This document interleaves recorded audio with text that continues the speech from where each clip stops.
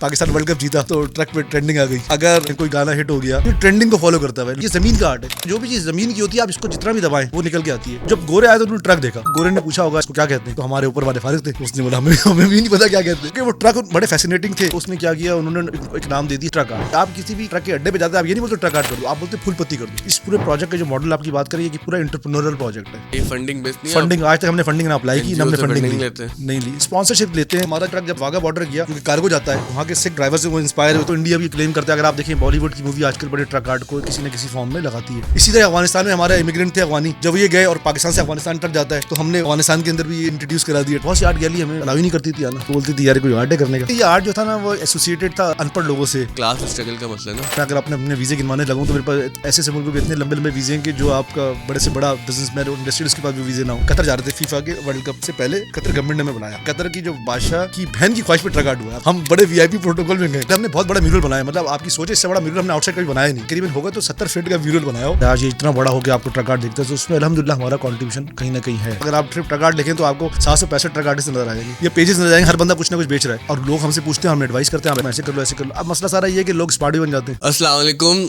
एक ऐसे वक्त पे कि जब हमारे सियासतदानों और इस्टेब्लिशमेंट ने पूरी कौम को ट्रक की बत्ती के पीछे लगाया हुआ है, आज हम आपकी मुलाकात एक ऐसी शख्स से करवाते हैं कि जिसने पाकिस्तान के ट्रकों को दुनिया भर में रोशन कर दिया। और वो ट्रक ऐसे रोशन हुए कि तो पाकिस्तान की एक सॉफ्ट इमेज है वो दुनिया के सामने आई। अली सलमान अंचन साहब हमारे आज मेहमान हैं। अली भाई बहुत बहुत शुक्रिया। मैंने थोड़ा अजीब सा आपका इंट्रोडक्शन दे दिया लेकिन रेलेवेंट है। दिस इज़ ट्रू कि यही हालात है दोनों तरफ। एक तरफ हमारे ट्रक की बत्ती हैं जिसके पीछे कौम लगी हुई है, एक तरफ आपके ट्रक है। तो पहले तो बताएं कैसा लगा हमारे स्कूल आके, और पहले भी आप आए स्कूल, एक हमारे स्टूडियो में सेशन हुआ आपका। नहीं, मैं आपका एक प्रोजेक्ट बड़ा इंस्पायरिंग है मेरे लिए। मैंने आपको कहा कि मैं जहाँ भी आपको मेरी ज़रूरत है मैं अवेलेबल हूँ, क्योंकि जिस तरीके से ये जो कॉज है आपका, ये मैं समझता हूँ कि बहुत कम लोग इस पे काम करें और जो ट्रूली काम करें। बाकी तो हर बंदा अपने कोई ना कोई चूरन बेच रहा है, बट आपका जो सिस्टम है, ये सेटअप है, मैंने पूरा थॉरली देखा भी है और मैं तो वेरी इंटरेस्ट। बस हम चाहेंगे कि इंशाल्लाह आपके मज़ीद सेशन हमारे यहाँ पे करें। अब माशाल्लाह से हमारे स्कूल में 3000 से ज़्यादा तलबा और तालिबात लड़के लड़कियाँ पढ़ रहे हैं, और आप जानते हैं कि स्टूडियो भी है, इंक्यूबेशन सेंटर भी है, KG 1 से लेकर हमारी इंटरमीडिएट तक की पढ़ाई है, फिर कोर्सेज भी होते हैं। तो इंशाल्लाह आप ज़रा फिर अपना जो टूर कंप्लीट करके आएँ तो इंशाल्लाह आपके कॉल सेशन रखेंगे। आपने लेटली ट्रैवल बहुत किया, मैंने आपको फेसबुक पे इंस्टाग्राम पे फॉलो करता हूँ, देखता हूँ। तो कहाँ कहाँ घूमते रहे भी आप? UK में थे, किसी दिन जर्मनी में नज़र आ रहे थे, किसी दिन फ्रांस में नज़र आ रहे थे। अभी रिसेंटली तो हम UK का ट्रिप मार के आए हैं। तो UK का हमारा ट्रैवल था जिसमें हमारे एक प्रोजेक्ट पार्टनर थे कलर यूनाइटेड के साथ, उन्होंने हमें स्पॉन्सर किया था, तो वहाँ पे गए। उसके बाद फिर पाकिस्तान एम्बेसी की इंडोर्समेंट थी, क्योंकि मैच हो रहे हैं अभी आजकल, आज भी लीड्स में कल था, पता नहीं हुआ है कि नहीं हुआ। तो दो तो वॉश आउट हो गए। हाँ, मतलब हम भी गए थे, तो उसमें हमारा यॉर्कशायर ने हमें हायर किया था। हमने यॉर्कशायर के स्टेडियम में हमने अपना पूरा स्टॉल लगाया था। अनफॉर्चुनेटली वो बारिश की वजह से वॉश आउट हो गया। तो वो बड़ा अच्छा, अगर होता तो बड़ा अच्छा हो जाता, क्योंकि हमने बहुत सी चीज़ें तैयार की थी और बड़ा लाइव पेंटिंग भी थी उधर।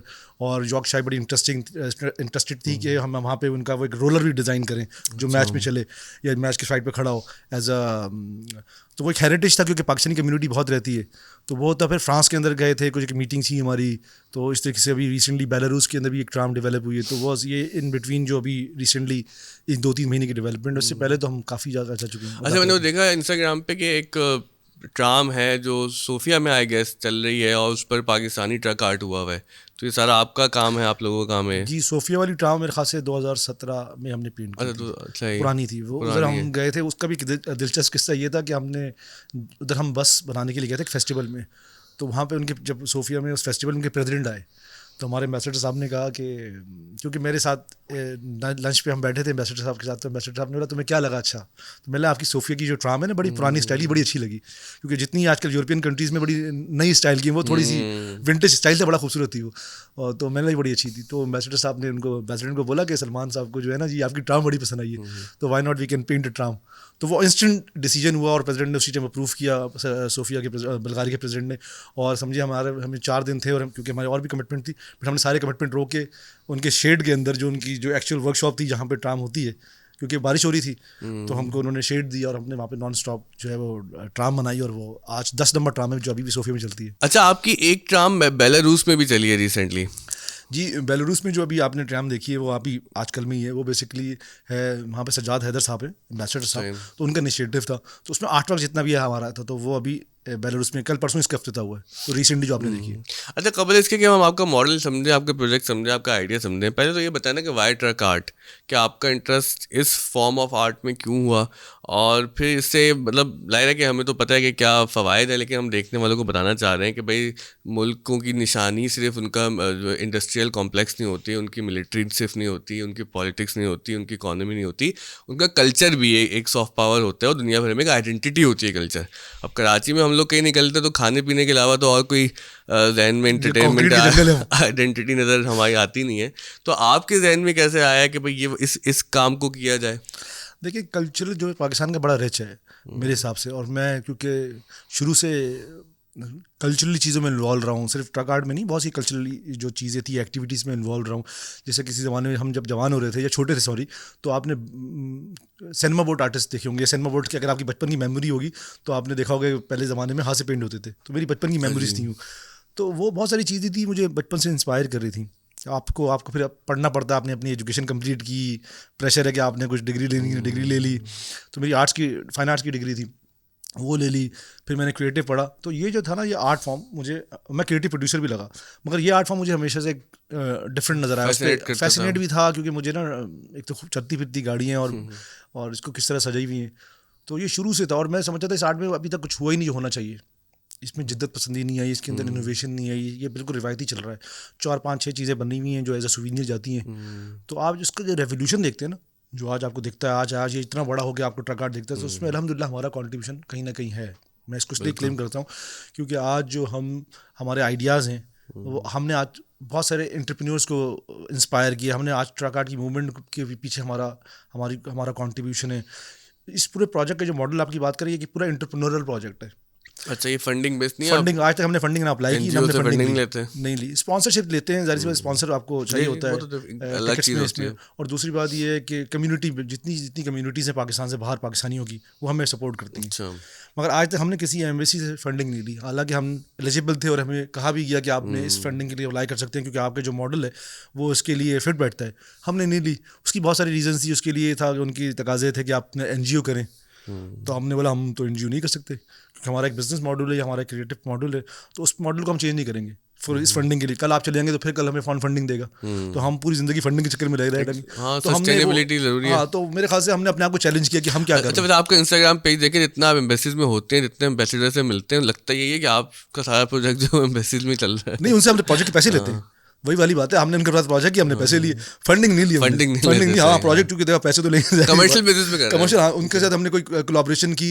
तो जो आप फॉरेन एम्बेसीज की बात करें जो पाकिस्तान में, हाँ डेफिनेटली जब उनके कोई प्रोजेक्ट करते हैं, क्योंकि हमारे तो तस्वीर यहाँ पहले जो आदमी एम्बेसी में नजर आते हैं कोई फंडिंग पकड़ने के लिए, नहीं सर, हमने आज तक फंडिंग नहीं ली, अल्लाह का शुक्र है। और ये वाली बात है कि एक दफ़ा मुल्क का नाम लिए बगैर बताता हूँ कि उन्होंने बोला यार तुम तो फिट बैठते हो उस पेंटिंग के लिए, तो मैंने सर हमने आपको एक आइडिया दिया, आप वो अप्रूव कर दें, उसके पैसे दे दीजिए कि हम वो पेंट कर देंगे। तो वो बड़े इंप्रेस हुए, तो उन्होंने जो आइडिया, शायद उनको टाइम लगना था उसमें, उन्होंने 15 दिन के अंदर हमारा अप्रूव और हमने वो पेंट किया। हमने बहुत सी क्या। अच्छा, दूसरी बात देखें, एक और भी मेरे कनेक्टिविटी का और स्टाइल, हर बंदे का अपना कनेक्टिविटी का स्टाइल होता है। अब आप किसी मुल्क जा चुके होते हैं, जब आप जा चुके होते हैं, आप स्पेन चले गए, आप डेनमार्क चले गए, आप अमेरिका चले गए, आप कनाडा चले गए, मैं एग्जांपल दे रहा हूँ आपको, तो आप उनकी एम्बेसी को जो पाकिस्तान में होती है, आप बताते हैं कि मैं ये प्रोजेक्ट करके आया हूँ, मेरी कोलैबोरेशन ये रही, तो वो एक्नॉलेज करते हैं, तो वो बुलाते हैं मिलने के लिए। तो उस तरीके से हमने एक नेटवर्क डेवलप किया।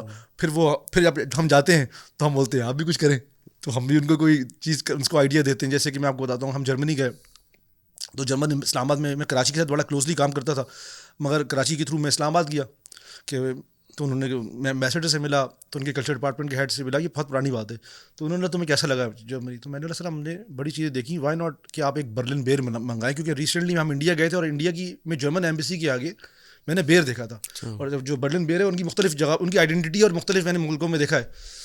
तो उन्होंने हाँ यार आइडिया बड़ा अच्छा है, तो वो बात आयमा शाया हो गई। मगर 6 महीने के बाद मुझे एक ईमेल आती है कि हमने बेर मंगा लिए, तो आपने इस्लामाबाद आके पेंट कर लिया। तो फिर हम इस्लामाबाद गए पेंट करने, क्योंकि आइडिया हमारा था और वो एक्नॉलेज करती थी। उन्होंने हमें दोबारा इस्लामाबाद बुलाया, टिकट देके हमने जी पेंट किया। फिर कराची में भी 2 बेर आए, फिर एक दफ़ा आपने देखा होगा कि बेर बीच में गवर्नर हाउस के पास भी लगा हुआ था, वो अभी निकाल लिया उन्होंने। तो इस तरीके से हमने उनके बेर बनाए। इसी तरीके से जब हम कहीं ना कहीं गए तो हमने एक आइडिया जनरेट किया। कराची से क्यों निकाल लिया? हम तो हर अच्छी चीज़ नहीं, वो ले जाने की रिवायत असल में मेंटेनेंस शायद उसकी थी, उसको मेंटेनेंस के लिए वापस हमने रीपेंट किया, तब शायद वो दोबारा इंस्टॉल होगा। तो मतलब रिसेंटली कराची में चीज़ें अच्छी कम आती है, और आती तो फिर चली भी जाती है कराची के, हाँ ये बात भी है। अच्छा, आप कहाँ गए? इंडिया कब गए थे आप? हमें इंडिया गए थे जो हालात बेहतर थे। तो इंडिया हम गए थे आई थिंक 2015 या 14 में। अच्छा, मतलब ये हालात ख़राब होने का वक्त शुरू ही हुआ वो था। उसी इब्तदाई मराइल में गए थे और हम गए थे। कैसा रहा एक्सपीरियंस वहाँ का? अच्छा रहा, मेरे ख्याल से हमने क्या कहते हैं, मतलब वो तो सारी क्लीशे बात ना कि हॉस्पिटैलिटी है और वेलकमिंग एटीट्यूड, वो तो सब हमने सुन लिया। वो तो कोई इंटरेस्टिंग बात बताया वहाँ की। इंटरेस्टिंग बात ये थी कि यार वो हम होटल में ठहरे हुए थे, तो वो हमने वो वेजिटेरियन था, तो खाना खा खा के तंग आ गया हूँ। तो मैंने एक दफ़ा उनको फ़ोन किया कि यार भाई कोई गोश्त तो उसने सर मछली। तो मैंने ना मछली ले आओ, बोला वो फ्राई है। मैंने तुम जितनी मछली ले आओ, तो बोला किसके साथ खाएंगे? मैंने वैसे ही खा लेंगे, तो मछली ले आओ।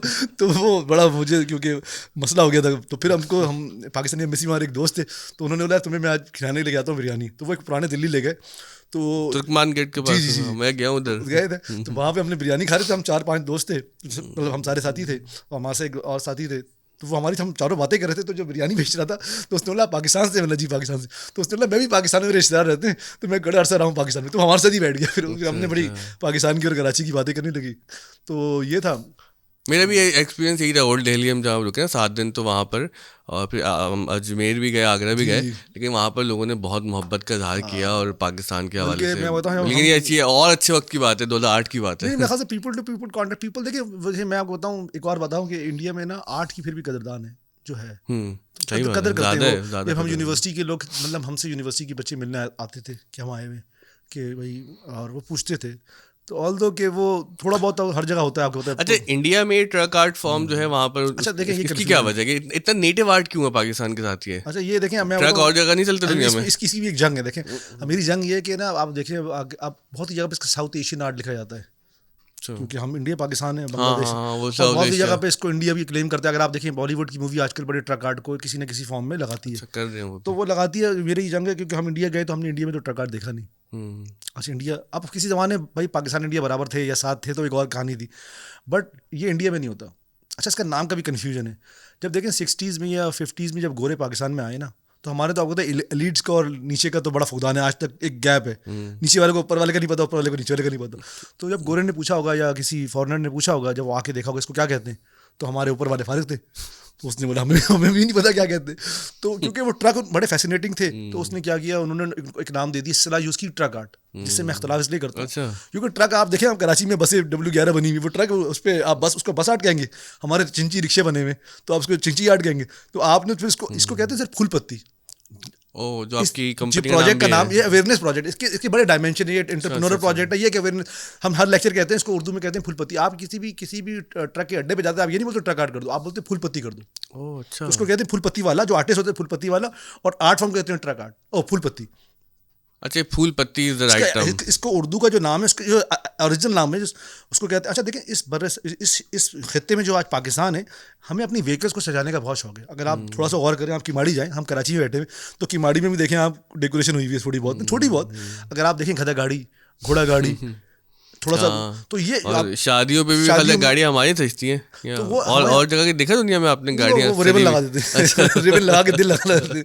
तो नहीं, वो अगर आप ये देखें तो हमें अपनी व्हीकल को सजाने का शौक। जब जब ऊँट गाड़ी को जब बस आए ना, जब ट्रक आए ना हमारे पाकिस्तान में, बड़े सगीर में और कराची में उतरे, तो वो उसकी रिप्लेसमेंट हो गई। फिर वो एक मूवमेंट आ गई, फिर मेरा ट्रक उससे खूबसूरत होगा, उसका ट्रक उससे, तो एक इंडस्ट्री डेवलप हो गई। अच्छा, क्योंकि ट्रक ट्रांसपोर्ट का जरिया बन गया या बस ट्रांसपोर्ट का जरिया बन गया। जब वो दोनों, हमने वो ऊँट गाड़ी को और बैलगाड़ी को रिप्लेस किया अपनी ट्रांसपोर्टेशन से, और वो आई, तो पहले वो बनती थी। सही। अभी देखें ना, बकरीद का वक्त है, तो हमारे यहाँ देखें हम गाय सजाते हैं, अब आप ऊँट देखें तो ऊँट की भी कार्विंग हुई होती है। अगर आप देखें ऊँट और घोड़ा गाड़ी, अब सीवीओ में देखें कितने सजे हुए होते हैं। तो हमें अपनी व्हीकल्स को सजाने का ये शौक है। अब ये फितरत, इसकी अलग थ्योरी की हर बंदे की अपनी, क्योंकि डॉक्यूमेंटेड फॉर्म में तो कहीं है नहीं, क्योंकि हमने डॉक्यूमेंटेशन तो कभी कही नहीं। ये है कि ठीक है जी, हम उसको किसी न किसी की थ्योरीज हैं। अच्छा, इस पे कोई एकेडमिक वर्क देखा आपने, हुआ है क्या? मतलब गोरों ने किताबें लिखी हैं, किसी ने मुझे दोनों से जोड़ा है, और बहुत मैं समझता हूँ कि बड़ी अच्छी रिसर्च है कि उसमें भी कुछ ऐसी चीज़ें हैं जिसमें हमारी जो जो जो जो जो भी है ना आर्ट पीसेज है उसके अंदर है कि कार्विंग हुई हुई है। तो कार्विंग वाला सिलसिला जो है हाँ है। फिर कोई बीच में बिल्कुल गैप है, फिर आता है ब्रिटिश एरा के अंदर नजर आता है, क्योंकि उसमें हमने अपनी गाड़ियाँ बनवाई हैं, बग्गियाँ बनवाई हैं जो उस टाइम खूबसूरत से खूबसूरत हो, तो वो थी। फिर जब रिप्लेसमेंट हो गया, गाड़ी में ट्रक पे आ गया, तो जब गोरे आए तो उन्होंने ट्रक देखा, तो उसने उन्होंने रख दिया ट्रक आर्ट। सही, तो ये ट्रक आर्ट किस तरह से मशहूर हो गया। अब आप जाए इंडिया वाले क्वेश्चन पे, आप देखें ट्रक आर्ट की बात हो रही है, अभी फूल पत्ती की बात नहीं हो रही। ट्रक आर्ट या आर्ट, गाड़ी को सजाना मुख्तलिफ ममालिक में के हिसाब से डिफरेंट है। आप जापान जाएंगे उधर लाइटिंग होती है, साउथ अमेरिका जाएं वो भी अपनी कार्विंग करते हैं। ओल्ड स्पेनिश अगर आपने बोल्ड स्टाइल देखे ना टेक्स्ट के, तो वो करते हैं और बड़े खूबसूरत फूल बनाते हैं। तो ये जो ट्रक को बनाना या व्हीकल को बनाना अपने अपने अपने अपने कल्चर के हिसाब से दुनिया करती है। इसी तरीके से इंडिया भी करता है, वो 3-4 उसके स्लोगन है वो लगाता है, और वो उनके रिलीजियस सिंबल्स को लगाते हैं और वो करते हैं। अच्छा हाँ, सही तो रिलीजियस सिंबल लगाते हैं। तो वो जिस तरीके से हम करते हैं, जिस खूबसूरती से हम सजाते हैं, जितनी इन्वेस्टमेंट हम करते हैं वो नहीं करता। और जितने एरिया पे हम उसको हम तो देखिए हमारा तो एक भी अगर बॉडी का कलर रेड है तो आपको रेड नजर नहीं आएगा।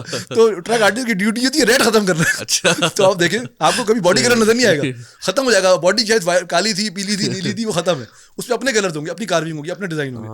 डिजाइन ऐसे होगा बिल्कुल वो कवर कर ले वो। तो आई थिंक मैंने आपको सही बता दी कि ये जो ट्रक आर्ट की इस्तेलाह है ना, वो मसला है, वो कन्फ्यूजन है। तो अगर ये बोले कि साउथ एशियन में ट्रक आर्ट होता है या आर्ट फॉर्म होता है तो एक अलग बात है, मगर हमारे जैसा आर्ट कहीं नहीं होता जो हम करते हैं। दूसरी बात ये कि और हम ही ने जैसे हमने हमारा जो ट्रक जब इंडिया में वाघा बॉर्डर गया, क्योंकि कार्गो जाता है, तो वहाँ के सिख जो ड्राइवर से वो इंस्पायर हुए, तो उन्होंने थोड़ा सा ये इंस्पिरेशन बना सबके। सही नाइस, ठीक हो गया। इसी तरह अफगानिस्तान में हमारे इमिग्रेंट थे अफगानी, जब ये गए और पाकिस्तान से अफगानिस्तान ट्रक जाता है, तो हमने अफगानिस्तान के अंदर भी ये इंट्रोड्यूस करा दिया ट्रक। तो हम इस्तेलाह हो सकते हैं, हम हमारे यहाँ से फैला ज़रूर है।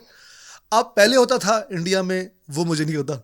लेकिन ये बड़ी इंटरेस्टिंग बात बता रहे हैं कि पाकिस्तान का जो कॉन्सेप्ट है आर्ट फॉर्म का, ये किस तरह से दीगर लोगों ने हो सकता है कि बड़े सगीर पहले होता हो, मगर उन्होंने उसको अपनाया नहीं, हमने अपना लिया। लेकिन let's talk about modern days. अभी तो हम आज की बात कर रहे हैं, हमने उसको अपनाया और हमने इसको, हमारी ये वजह शोहरत बन गया। अच्छा, मैं एक और बड़ी अच्छी मेरी वो है रिसर्च भी कह लें। अब आप ये बोलेंगे अगर मुझसे किसी से सवाल किया कि पाकिस्तान के बारे में आप डिस्क्राइब करें, तो पाकिस्तान को 2 चीज़ें कनेक्ट करती हैं।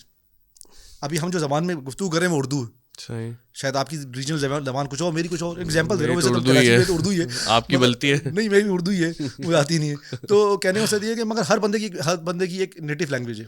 हम 70 से ज़्यादा ज़बानें बोलते हैं इस मुल्क के अंदर, मगर उर्दू में हम बात कर रहे हैं। वो अलग बात है, हमें इंग्लिश ऑफिशियल दी आती है, किसी को नहीं, मगर उर्दू में बात कर रहे हैं। और ट्रक आर्ट है, अगर आप देखिए ट्रक आर्ट कराची से उठता है, गवादर, गिलगित बल्तिस्तान से पंजाब से KP के, और जो पूरे पाकिस्तान को कनेक्ट करता है किसी न किसी फॉर्म में। आर्ट एंड स्टाइल डिफरेंट है, दैट इज बात है। वो आपको शायद नहीं पता लगता, आपको सबको लगता है कि एक आर्ट फॉर्म है, बट हमें पता है ये KP का बना हुआ है, ये पंजाब का बना हुआ है। अगर आप इंट्रिकेसीज में जाएंगे, उसकी डिटेलिंग में जाएंगे, वो दैट इज बात है। वो आपके लिए तो जेनेरिक नहीं, हमें तो पता है कि किस रीजन का ट्रक है, किसका स्टाइल है। बट अगर आप थोड़ा सा और मैं आपको एलैबोरेट करूँ, तो ये उर्दू ज़बान और ट्रक आर्ट, अब आप उसमें बोलेंगे चावल भी है, ये भी है, वो एक अलग फलसफा हो जाएगा। मगर खाने पीने की कुछ चीज़ों को छोड़ना है। तो मगर देखिए ये एक, और इसकी एक मैसेज है। ये मैसेज ये है कि देखें, इसको एक बड़ा इंटरेस्टिंग फैक्ट है। आज फेसबुक और आया ना, या ट्विटर आया, आज ट्रेंडिंग चल रही है। ये पुरानी, अगर मैं बोलूँ, पुरानी ट्रेंडिंग होती थी कि अगर पाकिस्तान वर्ल्ड कप जीता तो ट्रक पे ट्रेंडिंग आ गई। अगर क्या कहते हैं, कोई गाना हिट हो गया तो वो आ गया। अगर आपका फेवरेट हीरो है तो वो आ गया। तो ये ट्रेंडिंग को फॉलो करता है, लोग स्टोरीज, फोक स्टोरीज। तो ये बड़ा एक सकाफती कम्युनिकेशन का भी मीडियम है। और फिर आपका बड़ा ये ज़मीन का आर्ट है। देखिए, जो भी चीज़ ज़मीन की होती है, आप इसको जितना भी दबाएं, जितना भी रोकें, वो निकल के आती है। जैसे अगर आप हमारे बचपन में आपने सुना होगा, वो एक बड़े मशहूर सिंगर थे, अल्लाह नहीं थे ना, अल्लाह किया करो, नहीं, वो एक बड़े मशहूर बलोची सिंगर थे और शेखी थे। उन्होंने एक बड़ा फ्यूजन गाया था, तेरे इश्क में जो भी डूब गया। नहीं, वो मैं गाना भूल गया, मगर वो बड़ा ज़माने का फ्यूजन था इन्फ्यूजन, या कोक स्टूडियो आप कह लें। कितना फोक, जो भी फोक आर्ट होगा जो ज़मीन का, क्योंकि वो आपने लोरियों में सुना होता है, आपने कहीं ना कहीं किसी न किसी माँ से, दादा से, कहीं, तो वो आपके बिल्टन होता है। वो एक फोक टेल की तरह होता है, वो आपके अंदर कहीं ना कहीं बिल्टन होता है। तो वो भले आप कितने मॉडर्न हो जाओ या कहीं चले जाएं, तो वो कहीं ना कहीं आपके अंदर होता है। मगर जब आप चीज़ को फाइन ट्यून में देखते हैं, अच्छे अंदाज में देखते हैं, तो वो आपको अट्रैक्ट करती है। इसी तरीके से जितनी भी सकाफती चीज़ें, वैसे लेकिन विजुअल आर्ट फॉर्म जो होते हैं वो बहुत पावरफुल होता है उसकी याद, क्योंकि वो आपकी याददाश्त में बहुत ज़्यादा उसका जो है वो रहने का कैपेसिटी होती है आपकी जो विजुअल आर्ट है। और ये देखें, सबसे स्ट्रॉन्गेस्ट विजुअल आर्ट है पाकिस्तान का। और ये पाकिस्तान का अपना मैं बोलता हूँ, आप देखें, अब तो खैर पाकिस्तान बड़ा ओन करता है अल्हम्दुलिल्लाह, और तो आपने देखा होगा हर जगह ट्रक आर्ट की बड़ी अहमियत है। मगर जब हमने स्टार्ट किया था उस जमाने में बड़ी, वो जर्नी क्या है आपकी जब आपने स्टार्ट स्टार्ट किया ये? सो उस ज़माने में देखें था तो, मगर हमें ये आर्टिस्टों को इतनी पजीराई नहीं थी, बड़ी स्ट्रगल थी। स्ट्रगल सेंस में देखें, स्ट्रगल तो होती है हर काम में, मगर ये कि आप में कितनी डिटर्मिनेशन है या आप में कितनी डेडिकेशन है कि नहीं, आपने प्रूव करना है कि नहीं ये इसमें बड़ा पोटेंशियल है। तो बहुत सी आर्ट गैलरी हमें अलाउ ही नहीं करती थी आना, वो बोलती थी यार कोई आर्ट है करने का, क्योंकि उनके लिए भी खैर उनके लिए भी देखें उनके लिए भी ये था कि फॉर ग्रांटेड था। हालांकि आर्ट गैलरियों में एब्स्ट्रैक्ट आर्ट के नाम पे जो कुछ होता है, हाँ अब मैं आपको बताऊँ, मतलब उनको रोकना नहीं चाहिए था आपको। मैंने ना शुरू में अपने करियर में आर्ट गैलरी कवर करता था द न्यूज़ अखबार के लिए, तो मैंने जो कुछ देखा ना आर्ट गैलरियों के अंदर, मगर क्योंकि देखिए ये आर्ट जो था ना वो एसोसिएटेड था अनपढ़ लोगों से, सेल्फ हाँ ये देखना, ये है ना कि क्लास स्ट्रगल का मसला ना। तो वो उनके लिए था यार ये। और देखिए आज एमए पास होगा पता नहीं कौन सी यूनिवर्सिटी, वो अपने आप को बोलेगा मैंने ट्रक आर्ट पे थीसिस की, तुम्हारा क्या काम है होता?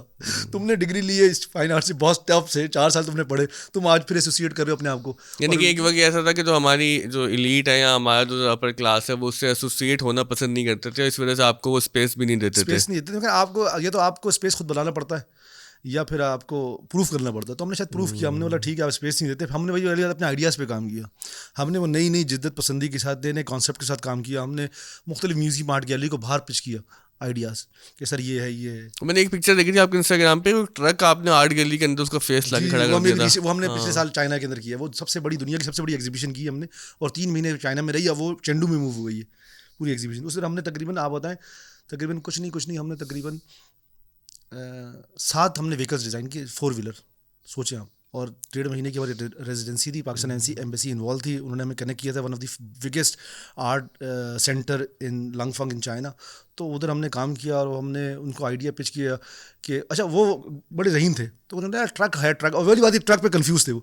तो उसने ट्रक तो नहीं हो रहा, हम तो गाड़ी बना रहे हैं। तो मैंने ट्रक तो पाकिस्तान से आएगा, तो उसने अगर हम बना दें तो मतलब आप चाइनीज आप बना सकते हैं आप बना सकते हैं। तो हमने क्या किया, ड्राफ्ट शेयर किया उनसे। चाइनीज बहुत ज़हीन हाँ, होते हैं। और मैं तो इतना इम्प्रेस हुआ कि आप जिसकी बात करें, उन्होंने पूरा ट्रक का मॉडल जो था फेस, क्या बात है, उन्होंने डिजाइन किया पे फाइबर पे, और उन्होंने यकीन करें उसके झुंझुनू वंझुनू भी थे ना, और कपड़े की जो लेयर थी वो भी उन्होंने बनाई। वो अलग बात है, हमने तो बाद में पेंट किया।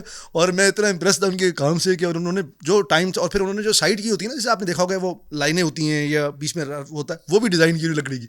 तो उन्होंने पूरा ट्रक दोनों साइड से डिज़ाइन की, आगे उन्होंने मुँह लगाया, और उसके बाद हमने पूरा डिज़ाइन किया। और सबसे इंटरेस्टिंग वो था कि हमने वहाँ पर डिजिटल पूरा आर्ट किया, जो मेरा ख्वाब भी था और जो मुझे करना था। तो एक और नई इनोवेशन के हमने बहुत सी, आपने भी देखा होगा लंदन के अंदर, ऑस्ट्रिया के अंदर जो आर्ट गैलरीज में आजकल डिजिटलाइजेशन। जी मैंने लंदन में कुछ गैलरीज में देखा है। तो मैंने ऑस्ट्रिया के अंदर देखा था, तो मुझे बड़ा मेरे दिमाग में था कि मुझे करना है। तो वो मैंने उनको आइडिया पेश किया। तो चाइनीज़ बड़े वेलकमिंग उस तरह हम करते हैं। तो हमने उस टाइम बड़े महदूद वसाइल के अंदर रहते हुए, बहुत कम चीज़ों पर रहते हुए हमने वो चीज़ क्रिएट की, और बड़ी शानदार क्रिएट की। तो उस आर्ट गैलरी को, जो वो आर्ट जो हमने वो जो पूरा हमने वो जो चीज़ डिज़ाइन की थी, हमने उसको 3 हिस्सों में डिज़ाइन किया था। सेंटर में आर्ट जो था ना, वो जो मुँह था, उसके दोनों साइडों पे वो थे ट्रक की साइड से जो हमने डिज़ाइन की थी। और जो उसके सेंटर में हमने जितने भी हमने जो डेकोरेशन या होम चीज़ें थी ना, जैसे कुर्सी, चेयर्स, डेकोरेशन पीसेस की, जो भी जो हम डेकोर कर सकते थे, जो ट्रक आर्ट पे कर सकते थे, हमने उस पर की। साइड पे व्हीकल्स थी और उस साइड पे डिजिटल आर्ट था। तो बड़ा इंप्रेसिव था। और वो हाइब्रिड काइंड ऑफ बड़ा थी। और उन्होंने जो छोटी यंग लड़कियां थी जो हमारे साथ कोऑर्डिनेशन में थी, बहुत ही शानदार किस्म की आर्ट गैलरी थी। चाइनीज़ फिदा थे सारे, और बड़ा अच्छा इंटरेक्शन हुआ, क्योंकि हमने वहाँ पे वर्कशॉप्स भी दी चाइनीज़ के साथ। तो मुझे तो बड़ा मज़ा आया चाइना के अंदर। तो कैसे जाते थे चाइना? क्योंकि मैं तो चाइना नहीं गया कभी, लेकिन जो लोग चाइना जाते हैं बताते हो, तो लगता है कि नई दुनिया है। बिल्कुल। और उसके आगे पूरी दुनिया बाकी गाँव लगती है। मैं चाइना में इत्तेफाक से 2-3 दफ़ा गया हूँ। और चाइना, अब मैं पुराने वक्तों में तो नहीं गया, मैं नहीं कह सकता कि चाइना पहले कैसा था। मैं दोनों दफ़ा में गया हूँ। तो मैं अच्छा, पहली दफ़ा मैं गया हूँ ना, उसका भाई किस्सा याद आता हूँ। हम गए थे काज़ाकिस्तान। आपने अभी दुबई एक्सपो था, उससे पहले आस्ताना एक्सपो था 2017 में। तो मैं आस्ताना में था, हमें मिनिस्ट्री ऑफ ट्रेड ले गई थी, क्योंकि उनका वो था। तो हमने वो पूरा आस्ताना का जो पवेलियन डिज़ाइन किया था। और वो मज़े की बात थी कि वो 170 ममालिक के पवेलियंस थे। तो हमारा जो था ना, खूबसूरती के हिसाब से टॉप 10 में था। सारी वीडियोस जो थी ना, सारी की सारी जो मूवीज़ थी या प्रोमोज जो हमारी वॉल पे करते थे, ट्रक आर्ट हुआ था, और बड़ी फैसिनेटिंग थी। तो वो आगे सब उस पर अपनी म्यूजिक वीडियोस वगैरह उस पर शूट होती थी। तो उन्होंने कैटेगराइज किया, हमें टॉप 5 में रखा था या टॉप 10 में था, मैं भूल गया। उसी दौरान मुझे एक ईमेल आती है जो मैं चेक नहीं कर पाता, और फिर मुझे एक बंदा कांटेक्ट करता है कि यार आपको चाइनीज़ एम्बेसी ढूंढ रही है पाकिस्तान की, आप कहाँ पे हैं, आपका फ़ोन भी नहीं लग रहा। हम तो काज़ाकिस्तान में। तो उन्होंने आप रब्ता करें। फिर मैं इत्तेफाक से उनकी जो ईमेल थी वो जंक मेल में थी, तो मैंने चेक की तो आई हुई थी। तो उन्होंने बोला यार हम चाहते हैं कि तुम, एक इंटेंजिबल कॉन्फ्रेंस हो रही है या कैंप हो रहा है, तो वी वांट कि you can go over there. तो हमने कहा हम तो हमारे पास तो वीज़ा भी नहीं, हम तो काज़ाकिस्तान के अंदर बैठे हुए। तो उसने वीज़े का तो आप टेंशन ना लें, आपको जाना है। तो फिर एक तो अपॉर्चुनिटी थी और मैं काज़ाकिस्तान में था, हमारे टीम मेंबर पाकिस्तान में थे, तो उन्होंने पाकिस्तान से तो हम उनको ले लेंगे, आपकी अवेलेबिलिटी चाहिए। तो मैंने फिर मिनिस्ट्री ऑफ ट्रेड में हमारे फारूक साहब होते हैं, वो उस टाइम जो थे, उनको मैंने रिक्वेस्ट की सर ऐसे ऐसे अपॉर्चुनिटी, तो उन्होंने सलमान तुम्हें जाना चाहिए। मैंने सर एक वीक का काम है। तो फिर मुझे चाइनीज़ गवर्नमेंट ने या एम्बेसी ने वहीं से जो है मुझे बुला के, वहाँ से गाड़ी आई, मुझे उन्होंने वीज़ा दिया, वहीं से वीज़ा मिला। और मैं वहाँ से फिर वहीं से मुझे टिकट दिया और मैं वहाँ से उस कॉन्फ्रेंस में कह लें, वो थी 10 ममालिक में, कॉन्फ्रेंस का नाम साग थी, क्या थी, साग तो नहीं थी खैर, वो शंघाई, जिसके अंदर वो चाइना था, बेलारूस था, काज़ाकिस्तान था, नेपाल, भूटान, ये सारे आर्टिस्ट थे, ईरान, अफगानिस्तान। तो अच्छा था इंटरेक्शन, पूरा वीक थे हम, मुख्तलिफ उन्होंने में कॉन्फ्रेंस पे ले गए, वहाँ के जितने आर्ट फॉर्म थे हमने एक्सप्लोर किए। तो मेरा पहला तजर्बा चाइना के साथ वो था। तो मैंने चाइना को बड़ा डिटेल देखा, पूरा चाइना देखा, यानी हमने 5-6 सिटीज़ कवर की, और जो 3-3 घंटे की फ़्लाइट्स लगी हुई की, मैं नाम भूल गया। तो मैंने उनकी देखी, क्या मुश्किल नाम होते हैं। हाँ, बहुत मुश्किल नाम थे वो। और सबसे बड़ी बात ये, गूगल मैप भी चाइनीज़ में था, तो बड़ा मसला था।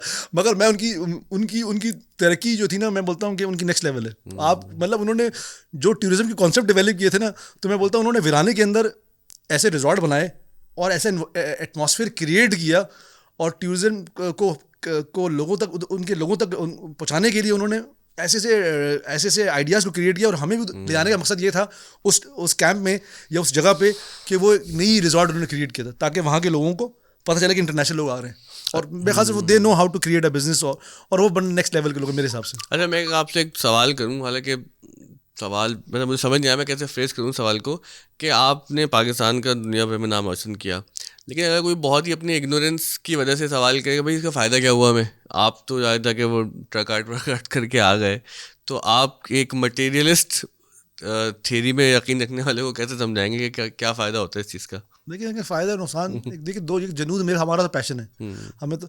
अब आपको देखिए, मेरा हमेशा ये सवाल रहता है कि अच्छा, हमारे लिए आसानी है कि हम किसी मुल्क में भी सेटल हो जाए। अगर आप तो दुनिया भर घूम ही चुके मेरे पास, अगर मैं अपने वीज़े गिनवाने लगूँ, तो मेरे पास ऐसे मुल्कों के इतने लंबे लंबे वीज़े हैं कि जो आपका बड़े से बड़ा बिजनेसमैन इंडस्ट्रियल के पास भी वीज़े ना हो, और वो भी हैरान होता है हमें कैसे लग गए, मगर हैं। और बहुत सारे ऑप्शन हैं, और हम बहुत सी कैटेगरी में फॉल भी करते हैं। देखिए, दो चीज़ें कि या तो आप कंप्लेन करते रहे पूरी ज़िंदगी कि आपने ये नहीं किया, वो नहीं किया, वो नहीं किया। हम कोई किसी बैकग्राउंड से तो आए नहीं, हम आप कराची के में पले बढ़े।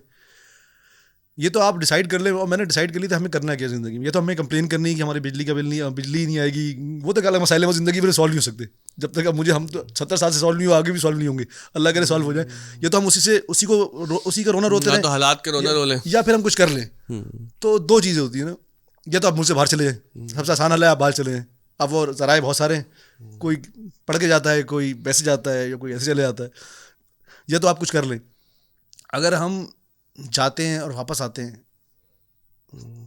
फिर वापस चले जाते हैं, फिर वापस आ जाते हैं, तो क्या एक मकसद ये कि जैसे अपनी कैपेसिटी में देखें, अल्लाह उसमें थोड़ा सा रिलीजियस हो जाएगा, मैं इतना उसमें डिबेट भी नहीं आता है, मगर देखें, आपसे आपका सवाल किया जाएगा, आपसे आपके बाप का सवाल नहीं किया जाएगा, बाप से आपके बेटे का सवाल नहीं किया जाएगा, आपकी बहन का, माँ का कोई सवाल नहीं किया जाएगा। ऐसे ही ना, उन्होंने आपको ट्रेन कर दिया, आप रिस्पॉन्सिबल हैं। तो इसी तरीके से पाकिस्तान को भी, मैं अगर हम ऐसे ही देखें कि हमने पाकिस्तान के लिए क्या किया, ठीक है जी, बहुत सी नाइंसाफ़ियाँ हैं, बिल्कुल हैं। क्या आप सारी ज़िंदगी नाइंसाफ़ियों को रोना रोते रहें कि यार ये नहीं मिला, वो नहीं मिला, वो नहीं मिला, या हमने कुछ करना है? तो ये तो फिर दो ऑप्शन है, ये तो वही वाली बात है, शॉर्टकट, या बाहर चले जाए, या फिर आप कर जाए, करने की ठानी हो करके दिखा दिया, कर दिखा दे। तो वही वाली बात थी कि मैंने सोचा था हमने करना है ना, कोई दावा वगैरह तो नहीं, कोई हमारे होते हैं कि जैसे कोई इंसान लिटरेचर में, आर्ट में, किसी तरह से इन चीज़ों में आता है, आर्ट फॉर्म में, तो फिर बड़े बड़े दावे कर रहा होता है हमने मुल्क के लिए कर दिया, हमारे ये हमने एंटरप्रेन्योर, हम तो पैसे भी इसी से कमाते हैं, हमने अगर फंडिंग नहीं ले रहे तो हमारे तो जरिए माश भी है। मगर ये ज़रूर है कि आपने इंस्पायर किया, मैं अपने आप को समझता हूँ थोड़ी बहुत ही, आप इंस्पायर किया आपने, लोगों ने उसके बाद बहुत से बिजनेस स्टार्ट किया। आप देखें ना, आप सब चीज़ें ट्रक की बिक्री है, तो कहीं ना कहीं आप बहुत से लोगों के लिए इंस्पिरेशन भी हैं। तो और आप जो है खुद भी कमा रहे हैं, और आपकी जो टीम है वो भी नहीं, ये है नुकता आपने उठाया ना। मतलब मैं वो जो मटेरियलिस्ट थ्योरी से बात जो कर रहा था, कि आपने जो ट्रक आर्ट फॉर्म के जरिए इसमें एक बिजनेस भी क्रिएट कर दिया लोगों के लिए। नहीं, देखें ना, आप देखें, अगर आप भी पेज देखें, तो अगर आप ट्रक आर्ट देखें तो आपको 765 ट्रक आर्टिस्ट नजर आ जाएंगे। एक मैं बात कर रहा हूँ, ये पेजेस नजर आएंगे, हर बंदा कुछ ना कुछ बेच रहा है। तो और लोग हमसे पूछते हैं, हम एडवाइस करते हैं, आप ऐसे कर ले, अच्छा हमने एडवाइस भी करते हैं यार, तुम ऐसे कर लो, ऐसे कर लो। अब मसला सारा ये है कि लोग स्मार्ट भी बन जाते हैं। एक बंदे को इतना एक्सपीरियंस हो गया इस बिज़नेस के अंदर, तो उसको पता है कि क्या चीज़ बिक रही है और क्या चीज़ नहीं बिक रही। और हर बंदा बोलता है वो कर ले, क्योंकि सलमान जा रहा है, या वो फला जा रहा है, या फला बाहर जा रहा है, तो इसकी एक पूरी थ्योरी बड़ी स्ट्रगल है, एक ट्रस्ट डेवलपमेंट है। अगर आज पूरी एम्बेसी या पाकिस्तान फॉरेन ऑफिस हम पे ट्रस्ट करता है या कोई म्यूजियम ट्रस्ट करता है, उसकी तो कोई वजह तो होगी ना, क्योंकि हमने क्या डिलीवर किया है, क्या हमारी कमिटमेंट्स थी, क्या हमारे टाइमिंग्स जो हमने देखें किसी भी बिजनेस को या किसी भी, देखें बिजनेस हो या आर्ट फॉर्म हो, देखिए इसको मैं थोड़ा सा आर्टिस्ट जो है ना, मेरा पॉइंट ऑफ व्यू हम थोड़ा सा पागल भी है, क्योंकि बहुत सी जगह हम नहीं करते पड़ता है। अच्छा उसकी बात आप एक और बड़ी अच्छी बात है, मैं मटेरियलिस्टिक बात है, कहीं ना कहीं आप देखिए बहुत सी ऐसी जगह गए हमने होटल डिज़ाइन करने थे यूरोप के अंदर, हम नाम लिए बगैर, तो पाकिस्तानी के बंदे का होटल था, तो उसने कहा यार सलमान, चूँकि यहाँ पे जो है ना हमारी इतनी अच्छी रेपुटेशन नहीं है, मुझे आर्ट फॉर्म कराना है, तो क्योंकि यहाँ पे हमारे एक हमसाया मुल्क है, उसकी अच्छी रेपुटेशन है, तो अगर हम उसके रिलीजियस सिंबल डाल दें, नाम लिया बता रहा हूँ, तो मैंने बोला मैं समझ ही गए सब लोग यार, मैं तो नहीं करूँगा। अच्छा, मैंने बोला यार तुम्हें पैसे दे रहा हूँ, मैंने पैसे की बात नहीं हो रही यहाँ पे पैसे की बात नहीं हो रही, कहीं प्राइड भी बड़ी ज़रूरी है, आपकी ऑनरशिप भी बड़ी ज़रूरी है, आप देखिए पैसा तो बंदा कमा ही लेता है, जब आप असूल भी कोई असूल भी होते हैं। तो मैंने बोला सर मैं तो नहीं बनाऊंगा, हमारी टीम बनाएगी। बोला सलमान मैं आपको इतने दे रहा हूँ, मैंने बोला मैं इतने क्या उतने भी दोगे तो नहीं करूँगा, क्योंकि तुम एक तो मुसलमान हो और दूसरे तुम पाकिस्तानी हो, तुम्हें खुदा पे भरोसा ही नहीं है यार, तुम ये बोल रहे हो कि यार मैं ये लगाऊंगा तो उससे मेरा कस्टमर आएगा, तुम्हारी पस्ती कितनी है, वो तुम्हारी जहनी पस्ती कितनी है। मैंने उसे बोला वो बंदा मुझे पैसे दे रहा है और मैं उसकी बजा रहा हूँ। बोला यार मैंने आप किस तरीके की आपकी सोच कैसे सकते हो कि यार मेरा कस्टमर नहीं आएगा और मैं ये लगाने से शायद मैं कूल नजर आऊँ। मैंने अगर आपकी जगह वो होता ना, उसके मजहब का बंदा होता, मुझे मस्तराज नहीं बना देता। देखिए आपने जरूर जिंदगी में असूल बनाए हुए, अगर आप देखें अगर वही होता तो आप देखने नहीं आता पैसे कमाने। देखिए 3 चीज़ें मेरे लिए हमेशा इंपॉर्टेंट है, या तो हमारी वालदानी गलती है जिन्होंने मैं डाल दी, वो मैं यही कहता हूँ, कभी अपने अम्मा अब्बा को मैं यही बोलता हूँ आपने क्यों हमें बचपन से ये सारी चीज़ें डाली। देखो कुछ असूल हैं, एक पाकिस्तानियत है और आप जिस रिलीजन पैदा हुए आप मुसलमान हैं अल्हम्दुलिल्लाह। तो ये चीज़ें जो है ना आपको ये चीज़ें रखनी है ना, आप कोई ऐसी चीज़ें नहीं कर सकते जो आपकी वैल्यूज़ को पैसे के से डिस्टर्ब करे। आपको ये नहीं कह सकता कि फुलपत्ती की टीम ने ये किया, कि फुलपत्ती के बंदों ने ये किया, इंटेग्रिटी आपकी तो कुछ है। देखिए वही वाली बात है कि कुछ असूल, और उसके अलावा हम शायद इसलिए बदनाम भी हैं क्योंकि असूल पसंद है, हम नहीं करते बहुत से प्रोजेक्ट, हम नहीं करते बहुत सी चीज़ें नहीं करते। तो आपने बताया कि फंडिंग लेते, मैं तो वो खुद सुन के नहीं, हम नहीं करते क्योंकि कुछ चीज़ें असूल है, ज़िंदगी बना ली। अब मैंने एक बताऊँ बड़े मज़े की बात है, अच्छा मैं टाइम मेरे ज़िंदगी में हमेशा ही कहता हूँ, मैं हमेशा ही कहता हूँ, और मेरा रिसेंटली हुआ, मैं इसका एक्सप्लेन करता हूँ कि मैं हमेशा ही कहता हूँ कि आपको काम आता हो ना आता हो, अगर आप टाइमिंग के पक्के हो ना और आप जो हो डेडिकेटेड हो, आप काम सीख लोगे। ये मेरा तजर्बा है। और आप बहुत बड़े उस्ताद हो, ये बहुत बड़े कारीगर हो, और आप टाइमिंग के पक्के नहीं हो, मेरे लिए आप जीरो हो। कमिटमेंट नहीं है जीरो, क्योंकि यार आपने काम डिलीवर करना है, मुझे आगे देना है, बात है। तो ये मैं हमेशा से कहता हूँ। अभी यहाँ तक तो बात समझ आ गई पाकिस्तान और पाकिस्तानियत। अब ये होता है एज अ पाकिस्तानी जब आप ट्रैवल करते हो, इतना ट्रैवल करते हैं, तो एक तसव्वुर हमारा वो है ना कि तो एयरपोर्ट पे भी दलील होंगे और लोग भी वेलकमिंग नहीं होंगे, तो ऐसा आपके साथ होता है? अच्छा ये बताइए पाकिस्तानी एयरपोर्ट पे होता है कि सामान खोलो, बाहर नहीं हुआ आज तक। मैंने बोला हमेशा क्यों जा रहे हो आप पाकिस्तान, क्यों जा रहे हो भाई, क्या करने जा रहे हैं तुम, इतना ट्रैवल क्यों कर रहे हो? ये सर सारे क्वेश्चन मुझे पाकिस्तान में हुए आज तक। यकीन करें मेरे तकरीबन 70 मुल्क हो गए, 70 मुल्क में गया हूँ मैं अल्हम्दुलिल्लाह, माशाल्लाह। मतलब पाकिस्तानी पासपोर्ट 70 ऑलमोस्ट 19-20 ही होंगे, थोड़े में ज़्यादा कह लिए चले, नहीं सर मतलब चले फिर भी 65 भी बहुत ज़्यादा ही है, मगर मैं अगर काउंट करूँ तो। मगर आज तक मुझे किसी एयरपोर्ट पे ये नहीं पूछा भाई क्यों आया। अच्छा अभी मैं अभी जा रहा था फैमिली उम्रे पे, तो मेरे हाथ में बैग था, तो उसने पूछा ये क्या है इस पे, मैंने कहा कपड़े, तो मैं आगे चला गया, तो मेरे साथ वाइफ थी, वालिदा थी, बच्चे थे, तो जो रुको इनके बैग में क्या खवातीन के, मैंने कहा खवातीन के कपड़े हैं इसमें। अब क्या होगा, तुमने चेक कर लिया भाई, अब जाने दो। ये बात ठीक है कि पाकिस्तान के एयरपोर्ट में बहुत ना अजीबो-गरीब से सवाल आते हैं। मैं आपको बड़ा दिलचस्प किस्सा सुनाऊं, अभी हम कतर जा रहे थे फीफा के वर्ल्ड कप से पहले, कतर गवर्नमेंट ने हमें बुलाया, और वो भी था कि कतर की जो बादशाह की बहन की ख्वाहिश पे ट्रक हुआ है। आप सोचें हम बड़े वीआईपी प्रोटोकॉल में गए, बड़ा लेवल का हमारा प्रोटोकॉल था। वर्ल्ड कप से पहले हमने बहुत बड़ा म्यूरल बनाया, मतलब आपकी सोचे इससे बड़ा म्यूरल हमने आउटसाइड कभी बनाया नहीं, तकरीबन होगा तो 70 फीट का म्यूरल बनाया हो, आप सोचें। और हमें फीफा वर्ल्ड कप से पहले इसलिए बुलाया जा रहा था कि वो एक इंटीग्रेशन हो, कम्युनिटी में हो, और ये वो खैर इंडियन को भी बुलाया था, हमें भी बुलाया था, मगर हमने जो कमाल किया कि वो कमाल ऐसा था कि सब हमारे पे खड़े हुए थे। कंपैरिजन वो ट्रक गार्ड, वो भी एक अलग चुरन था कि ट्रक गार्ड और हमारा ट्रक गार्ड, वो भी हमने वहाँ पे हमारी जब डिबेट हुई तो हमने उसको क्लियर किया कि क्या सी, मैंने अभी आप क्लियर किया, मैंने वहाँ पे भी पूरी ऑडियंस के सामने क्लियर किया। तो अब मेरे पास जापान का वीज़ा भी है, मेरे पास कनाडा का वीज़ा भी है, और मेरे पास यूरोप की वीज़ा भी है, मतलब हर वर्ल्ड का वीज़ा है।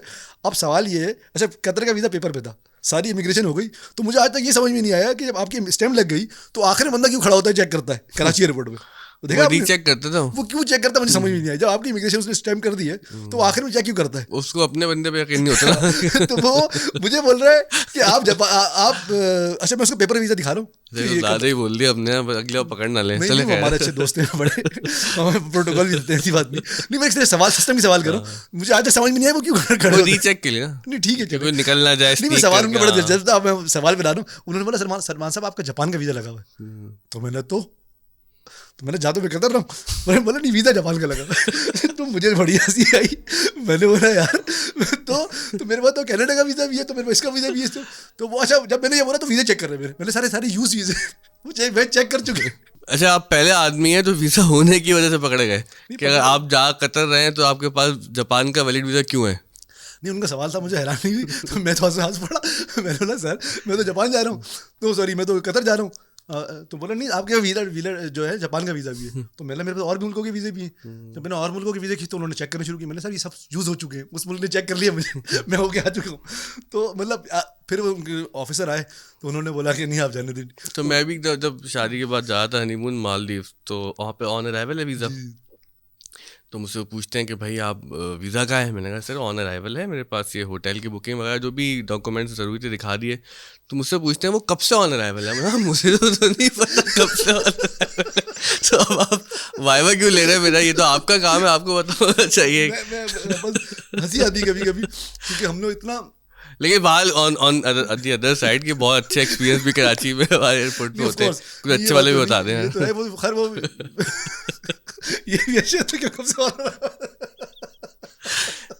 चलो ये तो बाल यहाँ के एयरपोर्ट की कहानी हो गई। तो पाकिस्तान से बाहर जो आपने मतलब 65-70 मुल्कों में ट्रैवल किया तो कैसा रहा? नहीं लेकिन आप अगर मेरे ख्याल से अगर आपसे जो कॉन्फिडेंस बड़ा ज़रूरी है और आप उनको बताएं क्यों आए, रीज़न ऑफ विजिट होना चाहिए। और वो मेरे ख्याल से वो जो देखें जब आप किसी मुल्क में जाते हैं वो तो सवाल करेगा भाई क्यों आए हो।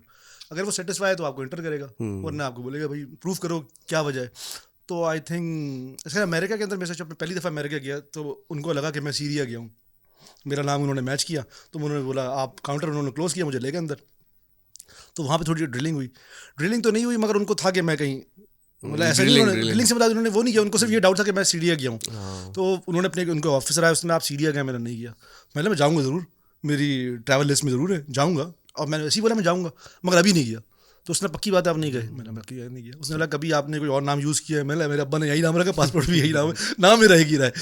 तो बस उसने बोला ठीक है। बस उनको उन्होंने चेक किया पर जो उनकी लिस्टें विस्टें थी, शायद मेरा नाम कहीं मैच हो रहा था, हो जाता है इसमें हम मुसलमानों के नाम में अली, सलमान और ऐसे बहुत सारे लोग हैं मैच हो जाते हैं। मगर उनको तो, उस बंदे का कोई सरनेम भी था। वो तो जो इंडिया के अदाकार मतलब बहुत मशहूर अदाकार शाहरुख खान है, उनके साथ होता है ना अमेरिका में। उसने फिर वो उनका नाम वो बताते हैं कि हर दफ़ा उनका नाम किसी से मैच हो जाता है, तो उनके साथ ठीक ठाक इंटरव्यू मतलब ऐसे मेरे से नहीं हुई। उसने मुझे सिर्फ अलग के 5 मिनट मुझे लगे क्योंकि तो क्यों बहुत लंबा था। जब मेरा टाइम आया तो उसने सिर्फ मुझे चेक किया और मुझे उसके बाद फिर मैं कभी नहीं हुआ। मैं बहुत दफ़ा गया उसके। अमेरिका कितनी दफ़ा जाना हुआ आपका? मेरा काफ़ी दफ़ा जाना। तो अगर डायस्पोरा है, पाकिस्तानी डायस्पोरा, तो कैसे इंटरेक्शन रहता है वहाँ पे? मैं देखिए हमारा पूरा प्रोजेक्ट पूरा जो है ना वो कम्युनिटी बेस पे चलता है।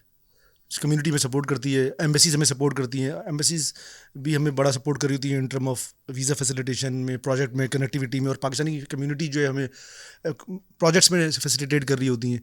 तो मैं बोलता हूँ कि हमारा जो 95-75% जो प्रोजेक्ट है जो support by the Pakistani community, या जो आप जिसकी बात करें, तो अमेरिका के अंदर एक बड़ी वाइब्रेंट कम्युनिटी है और अच्छे हेल्पफुल लोग हैं। और क्योंकि उनके जब पाकिस्तान से बाहर जाते हैं तो उनको मोहब्बत हो जाती है पाकिस्तान से, तो हर चीज़ों से, खाने से, म्यूज़िक से, आर्टिस्ट से, आर्ट से मोहब्बत करते हैं और वही सपोर्ट कर रहे होते हैं। जैसे आप आजकल जो है अली शेखानी साहब जो हैं, एक बड़ा वाइब्रेंट नाम है पाकिस्तान के अंदर जो कम्युनिटी के अंदर हैं। अब तो रिपब्लिकन पार्टी के मेंबर हो गए। आई होप कि वो जीते भी। तो इस तरह और बहुत सारे लोग हैं। जैसे जर्मनी में अगर नाम लूँ तो मलिक साहब हैं, राशिद मलिक है, जो बहुत बड़ा एक पेज चलाते हैं। वो हमें बड़ा सपोर्ट करते हैं, हमारे हर प्रोजेक्ट को सपोर्ट करते हैं। तो वहाँ पे आपकी बसें वगैरह चलती हैं अमेरिका में? तो ट्रक ये वाली हमने फूल पत्ती वाली कह रहे हैं आप? नहीं, मैसाचुसेट्स यूनिवर्सिटी ने हमें बुलाया था एक वर्कशॉप के लिए। अब उसका भी मज़े का किस्सा है। देखें कि अमेरिका ना अपने प्रोग्राम में दुनिया को बुलाता है, टीचर्स को, लॉयर्स को या जर्नलिस्ट को बुलाता है ना प्रोग्राम से। वाई बिल प्रोग्राम डिफरेंट होते हैं। इतना वक्त हमें तो इस प्रोग्राम में कभी नहीं बुलाया, मगर हम जो यूनिवर्सिटी में जो कराती है ना उसके प्रोफेसर को मैसेज जानता था क्योंकि वो पाकिस्तान आए थे। तो पाकिस्तानी जो कराची काउंसलर थी उन्होंने हमें कनेक्ट किया कि अरे आए हुए हैं तो तुम इनको कुछ ट्रक काट का ये तुम्हारे वर्कशॉप पे आएंगे। तो मैं उनसे कनेक्ट हो गया, तो बड़ी बड़ी सी दोस्ती हो गई। फिर वो आते रहे जाते रहे तो मैं उनसे मिलता रहा, मेरी दोस्ती डेवलप हो गई। तो मैंने उनको बताया हम अमेरिका आ रहे हैं एक प्रोजेक्ट के लिए। तो उसने बोला तुम आओ, तो इत्तेफाक से पाकिस्तान के जो टीचर्स भी आ रहे हैं और अर्जेंटीनियंस एंटरप्रेन्योर्स भी आ रहे हैं, तो वी वांट के तुम उनके साथ एक वर्कशॉप करो और एक बस भी हमारी जो सिटी में चलती है तो वो डिज़ाइन करो। तो वो हमारा एक प्रोजेक्ट था। तो हमने वो मैसाचुसेट्स यूनिवर्सिटी की जो थी वो बस डिज़ाइन की, उसने सिटी की बस डिज़ाइन की जो यूनिवर्सिटी की समझ पॉइंट कह लें आप, जो चलती थी। और फिर हमने उस एंटरप्रेन्योर्स को, जो अर्जेंटीनियन एंटरप्रेन्योर्स से, और जो वो थे कौन थे, पाकिस्तानी टीचर्स थे, जो 30 टीचर्स थे पाकिस्तान भर से आए हुए थे, उनको हमने फिर वर्कशॉप दी, एज अपनी एंटरप्रेन्योरल आर्टिस्टिक जर्नी शेयर की। तो ये थी कि आप इम्प्रेस करते हैं अपने काम से, अपनी चीज़ों से। अच्छा, आपकी जो ये जो इंडस्ट्री है इसके अंदर टेक्नोलॉजी के आने के बाद कोई तब्दीली आई है? क्योंकि जब हम एंटरप्रेन्योरशिप की बात करते हैं तो टेक का उसमें इन्वॉल्वमेंट बढ़ जाता है। ये टैग देखे, ई कॉमर्स ने तो सामान अब ज़्यादा आसान कर दिया बेचना, तो वो है। अच्छा, दूसरी बात ये कि हम असल में सामान बेचते नहीं है, हमारा एक मॉडल बड़ा डिफरेंट है। अच्छा। फूलपत्ती, अगर आप थॉरली फूलपत्ती को देखें ना, तो फूलपत्ती ने कोई चीज़ सेल पे नहीं लगाती। हमारे सारे बड़े प्रोजेक्ट, हम सिटी काउंसिल के साथ कोलैबोरेशन करते हैं, या हम मतलब एम्बेसीज के साथ, म्यूजियम के साथ, आर्ट गैलरी के साथ इस तरह करते हैं। अगर या फिर कॉर्पोरेट के साथ हम काम करते हैं जो हमें कमीशन कस्टमाइज प्रोडक्ट देता है बनाने के लिए, अपनी उस तरह करते हैं हम। तो आपने इस्लामाबाद में जो काउंसिल जनरल है उनके क्या है, हमारे जो आपने इस्लामाबाद में एक प्रोजेक्ट किया ना आपने? इस्लामाबाद में हमारे बहुत सारे प्रोजेक्ट हाँ, हैं। कौन से वाले प्रोजेक्ट? इस्लामाबाद में हमने जी क्या कहते हैं, स्पेनिश एम्बेसी के साथ काम किया है, फॉरेन ऑफिस के साथ काम किया। हाँ सॉरी, अच्छा ये वाली फॉरेन ऑफिस, हाँ, जी फॉरेन ऑफिस डिज़ाइन की थी हमने कोविड के बाद, क्योंकि कोविड में ऐसा था कि बाहर खाने का तस्वर आ गया, तो उन्होंने छत पे एक बड़ा ज़बरदस्त किस्म का, उन्होंने, क्योंकि इस्लामाबाद का वेदर भी बड़ा अच्छा होता है, तो उन्होंने बोला यार हम ना छत पे अरेंजमेंट करते हैं खाने का, तो वो हमने नया कैफ़े डिज़ाइन किया। तो वो पूरा हमने बड़ा डिज़ाइन किया था, बड़ा अच्छा प्रोजेक्ट था। फिर हमने इस्लामाबाद में हमने WWF के साथ भी हमने एक प्रोजेक्ट में पार्टनरशिप की है। उसमें क्या किया? जो हमारे जो एनिमल्स हैं, जो इंडेंजर्ड एनिमल है, उसको हमने इनकॉर्पोरेट किया इंट्रा कार्ड में, उसके स्लोगन के साथ। फिर उन्होंने पूरी इसकी एक मर्चेंडाइजिंग सीरीज़ निकाली उसकी, फिर उसको सेल किया, तो वो प्रोजेक्ट था। WWF ने सेल किया उसको। हाँ, उन्होंने इस्लामाबाद एयरपोर्ट पर भी जब हम उतरते तो वहाँ पे भी हमें ट्रक आर्ट नजर आता है। वो उस आर्ट फॉर्म सारा तो हमने नहीं किया, उसमें कुछ आर्ट पीसेस हमारे हैं, हमारी टीम मेंबर्स के। तो आगे के क्या प्रोजेक्ट्स हैं आपके अभी, as we speak right now? बस अभी है, हम चल रहे हैं जी, अभी हैं प्रोजेक्ट्स हैं। अभी यूरोप की भी हमारा प्रोजेक्ट है अभी, और फिर हमारे हैं, फिर यूके का दोबारा प्रोजेक्ट है। तो कराची में आपका हुआ है? यहाँ पे तो दीवारें पे म्यूरल वगैरह लोग बनाते हैं। कराची में हमने IIM कराची के साथ प्रोजेक्ट किया था शुरू में, वो कराची किया था हमने। कराची के जितने ब्रिजेस हमने पेंट किए हैं, अगर आप देखें, कुछ तो वाइट वॉश कर दिए उन्होंने, एयरपोर्ट वाला। ओह अच्छा, वो हमने किए थे सारे। IIM कराची के साथ हमारी कोलैबोरेशन थी, वो हमने किया था। अच्छा, अगर हम आपके बारे में बात करें, आपका नाम है अली सलमान अंचन। जी जी, तो अंचन जो है ये कास्ट है आपकी, कहाँ से ताल्लुक है आपका? हाँ ये, अच्छा मैं बेसिकली हूँ Balti origin. Balti origin sense में बॉर्न एंड रेज इन कराची, मगर जो मेरे वालिदैन थे वो इंडिया से माइग्रेट करके पाकिस्तान आए। अच्छा। मगर वो सब बल्ती ओरिजिन थे, जो किसी ज़माने में बल्तिस्तान से शिमला यानी इंडिया में चले गए, फिर शिमला से लखनऊ, फिर लखनऊ से, वैसे तो ज़्यादा शिमला में रहे, बट मेरे वालिदैन जो थे, दादा थे, वो शिमला से लखनऊ आ गए थे। तो फिर वहाँ से वो पाकिस्तान बनने के बहुत बाद में, यानी पाकिस्तान बनने के भी 4-5 साल के बाद, वो हमने पाकिस्तान में बाय शिप मुंबई से कराची शिफ्ट हुए। तो अंचन कोई ट्राइब है ये? जी, वो एक आइडेंटिटी है, आपको कनेक्ट करना पड़ता है अपने आप से। तो आप, क्योंकि हमारा जो हिस्सा है पाकिस्तान के अंदर, तो हमारी ओरिजिन क्योंकि बल्तिस्तान है, तो डेफिनेटली हम प्राउडली बाय बल्ती हैं। और अंचन इसलिए क्योंकि कोई यूनिकनेस भी है कि आपसे भी पूछता है भाई आपकी कौम क्या है, इससे कोई अराई होता है, कोई गुजर होता है, कोई खोकर होता है। तो हिस्ट्री पता है आपको अपनी के पीछे से? अली शेर खान अंचन साहब जो थे ना, वो पाकिस्तान बल्तिस्तान के एक रूलर थे, जो बड़े स्ट्रॉन्ग रूलर थे, जिन्होंने न सिर्फ बल्तिस्तान, जो इंडिया का जो पार्ट है, जिसे आजकल इंडिया का पार्ट कहते हैं, लद्दाख, करगिल और चित्राल और गिलगित, जिसके एक बड़े कंबाइंड रूलर थे। अच्छा। तो वो जो स्कर्दो एयरपोर्ट है, उसका नाम भी अली शेर खान अंचन स्कर्दो एयरपोर्ट है। अच्छा, उनके नाम पे, बट वो क्योंकि छोटा नाम है तो इसलिए स्कर्दो नाम से ज़्यादा मशहूर है, तो नाम से तो वो उन्हीं की ख़ानदान फैले, कोई मखफून हुए, कुछ इस तरह हुए। तो ये बेसिकली अंचन जो है, वहाँ से फिर मैंने अडॉप्ट किया। तो आपकी फिर फैमिली में आ गई ये जो आर्ट फॉर्म है, उसको ट्रांसफ़र करने का इरादा है आपका? असल में मेरे सारे जो भाई हैं, जो हैं तो सारे फ़नून लतीफ़ा में किसी न किसी, दोनों भाई मेरे डायरेक्टर्स हैं टेलीविज़न के। वालिद साहब भी हमारे बड़े अच्छे शायर हैं और बड़े अच्छे आर्टिस्ट हैं कह लें। तो वो शायद जीन्स में था ये चीज़ें करना, डेवलप करना। उसी तरीके से आगे वाले भी आर्टिस्टिक रुझान के लोग हैं सारे, तो होपफुली कि। तो आपको पहले याद है कि आपकी कुछ एक आर्टिस्ट की अवेकनिंग होती है, तो वो कब, किस ज़माने में? क्योंकि आपने बताया कि आपने वो पढ़ा भी, आर्ट फॉर्म ही पढ़ा, विजुअल आर्ट्स पढ़ा, तो उससे वो वहाँ से जाके आपको समझ आया कि आपके अंदर आर्टिस्ट है? पहले से शुरू से आर्टिस्ट तो मेरे वो था, क्योंकि मैं क्या कहते हैं, स्पोर्ट्स में या आर्ट्स के अंदर मेरी ज़्यादा एक्टिविटी रहती थी नस्बत मैं डिग्री में कोर्स में नंबर लेता, तो मेरे ज़्यादातर हमने ड्राइंग्स में या कोई भी ऐसी एक्स्ट्रा करिकुलम एक्टिविटी होती जिसमें पेश था, कोई पोस्टर डिज़ाइन करना हो, कोई कैंपेनिंग करनी हो, कुछ भी करना हो, तो मैं जो था वो चीज़ों में सारे फहरिस्त और मैं चीज़ें डिज़ाइन करता था। उस ज़माने में नया नया फोटोशॉप आया था, बहुत पुरानी बता रहा हूँ, जब बिल्कुल नया आया था फोटोशॉप, और मैंने वो टूल सीखा था। तो मैं तस्वीरें चेंज करके ना कुछ ना कुछ मैं ईद कार्ड डिज़ाइन करता था उस टाइम। तो फिर मैंने टेक्सटाइल भी पढ़ी थोड़ी बहुत, तो टेक्सटाइल मैनुअल पढ़ी, ये वाली नहीं। तो वो शुरू से मैं कोई ना कोई, जब मैं अपनी मैट्रिक में या इंटर में जब भी फारिग होता था, मैं कोई ना कोई इस तरह के क्रिएटिव कोर्सेज लेता था, रादर देन कि मैं कोई मैथमेटिक्स पढ़ूँ या स्पोर्ट्स में या फिर इसमें। तो स्पोर्ट्स में इतना खैर मैं इतना एक्टिव नहीं था, क्योंकि मैं थोड़ा हाइट में लंबा था, तो मुझे वॉलीबॉल खिला लेते थे कि तुम वॉलीबॉल बन जाओ। तो क्योंकि क्लास से बंक करने का बहाना होता था कि चलो वॉलीबॉल के चक्कर में क्लास स्किप हो जाएगी मेरी, या हॉकी खेलते थे, या स्पोर्ट्स में तीनों खेलता था, वॉलीबॉल और बास्केटबॉल, वॉलीबॉल कह रहा हूँ, बास्केटबॉल और क्रिकेट और हॉकी। गुलिस्तान से मैं पढ़ता था, गुलिस्तान स्कूल में पढ़ा हूँ मैं, तो उस ज़माने में वो अच्छा स्कूल कंसिडर किया जाता था जब हम पढ़ते थे। अच्छा, आपने जो यूके में भी रिसेंटली ट्रैवल किया, तो मुझे एक साहब ने बताया कि वहाँ पे तो महंगाई और मसाइल है वो काफ़ी बढ़ गया यूके में। उसमें एक यूक्रेन वॉर का भी अमल दखल है, फिर पहले कोविड आया, उससे पहले ब्रेग्जिट हुआ। तो आपका भी जो 6 हफ्ते रहना हुआ यूके में, तो पाकिस्तानी कम्युनिटी यहाँ के लोगों से क्या किस किस्म की कॉन्वर्जेशन रही? देखिए, महंगाई तो ओवरऑल हो गई कोविड के बाद, ये वैसे भी ब्रेग्जिट के बाद, ये यूक्रेन वॉर जब यूक्रेन वॉर नई स्टार्ट हुई थी ना, तो मैं जर्मनी में था। तो मैं आपको एक बड़ा, ये तो अभी की मैं आपको पूरा पीछे लेके जाता हूँ। तो क्योंकि ज़्यादातर ना वहाँ से वो आता है ऑयल और ये वो गैस वैस वहाँ से आती है।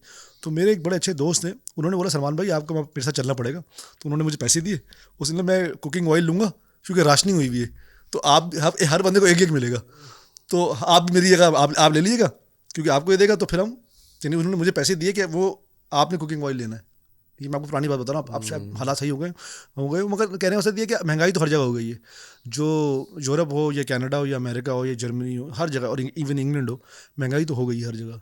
तो ये वाली बात नहीं है कि महंगाई सिर्फ पाकिस्तान में भी, महंगाई ओवरऑल बड़ी हो गई है, मगर क्योंकि वो अफोर्डिंग पावर्स उनके पास हैं, उनकी गवर्नमेंट सब्सिडी देती है। यानी कोविड में लोग, उन्होंने बैठे बैठे इतनी फंडिंग मिली उनको, बैंक में पैसे आ गए।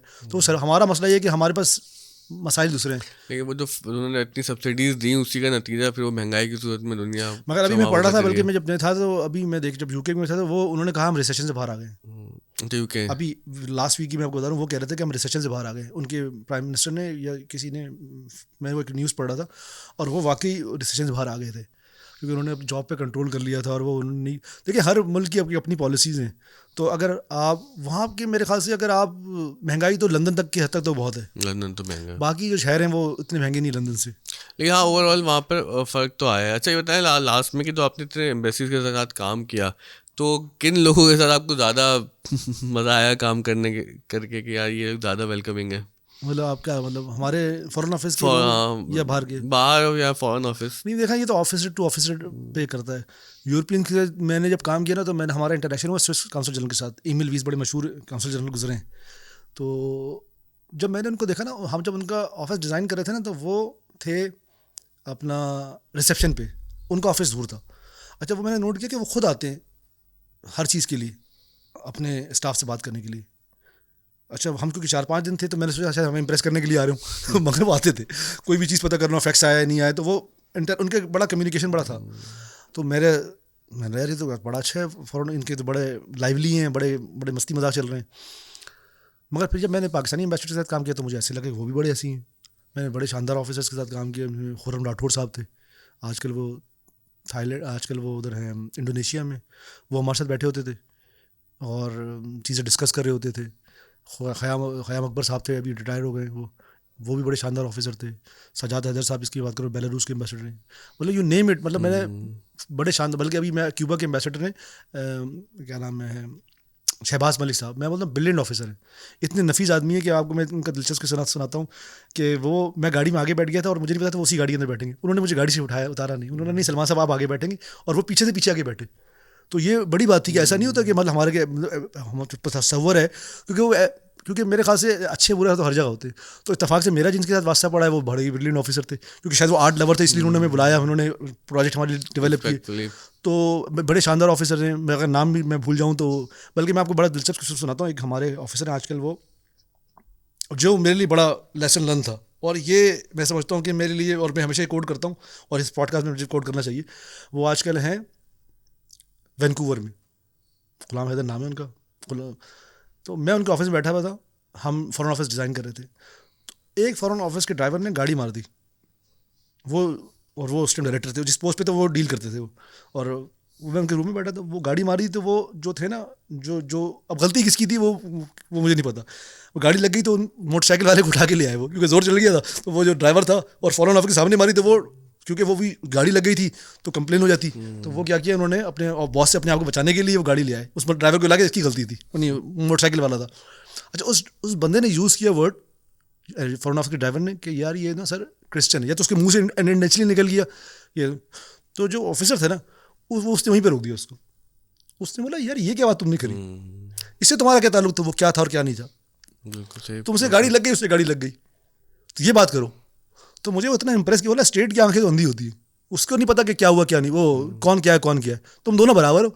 ठीक है, थोड़ी गलती हो गई, उसकी पट्टी उन्होंने बोला इसको पट्टी कराओ, थोड़ी जो मोटरसाइकिल सवार था उसको पट्टी कराओ, उसको भेजो। बोला यार चलो थोड़ी बहुत लगी, तो और उसको तुमने डांटा, यार तुमने ऐसी बात नेक्स्ट टाइम नहीं करनी। हाँ बिल्कुल। तो ये मतलब कितनी अच्छी बात थी कि अगर आप डिसीजन मेकिंग के जो ऑफिसेज हैं, जो हमारा परसेप्शन है वो ऐसे होते हैं। और मैं उसके रूम में विटनेस हूँ, और वो ये कह रहा है कि यार आपने ये बात कैसे करी। हालांकि उस जो ड्राइवर था उसके मुंह से भी अनइंटेंशनली निकली, उसने भी कोई मतलब, लेकिन डेफिनेटली हमारे जो बायसेस हैं वो हाँ, कहीं ना वो कहीं वो उसके मुंह से निकल गया। अच्छा, unconscious क्योंकि मैं विटनेस था, तो मुझे लग रहा था कि उसने भी उसके मुंह से निकल गया, वही वाली बात, बाइट थी वो निकल गई। मगर उसकी भी वो ऐसा वो नहीं था कि वो बोले बात, मगर उसके मुंह से निकल गई। तो उस ऑफिसर ने, जो गुलाम साहब थे, उन्होंने उसको रोका।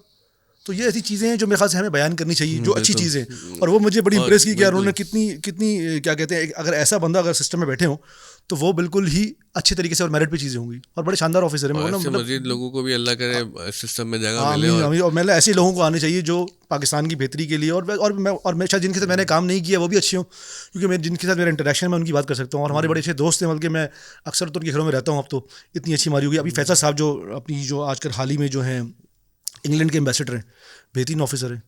They know, they love art, they support artist form के। उन्होंने मुझे बताया कि सलमान, और उन्होंने बल्कि अपने HSC को भी बोला कि देखो यार, ये लोग होते हैं जो कंप्लेन नहीं करे और आके काम कर रहे हैं। तो हमें ऐसे लोगों को सपोर्ट करना चाहिए, ना कि ये मसला है, ये गाते रहें और अपना आ रहे हैं काम करें, पाकिस्तान का नाम रोशन कर रहे हैं। तो हमें ऐसे लोगों को सपोर्ट करना चाहिए। और ऐसे बहुत सा HOCs हैं या ऑफिसर्स हैं या फॉरेन ऑफिस के लोग हैं। मेरे ख्याल से फॉरेन ऑफिस के जो लोग हैं, क्योंकि मेरा इंटरेक्शन ज़्यादा फॉरेन ऑफिस के साथ है या मिनिस्ट्री ऑफ इंफॉर्मेशन के साथ है, तो बड़े ब्रिलियंट ऑफिसर हैं।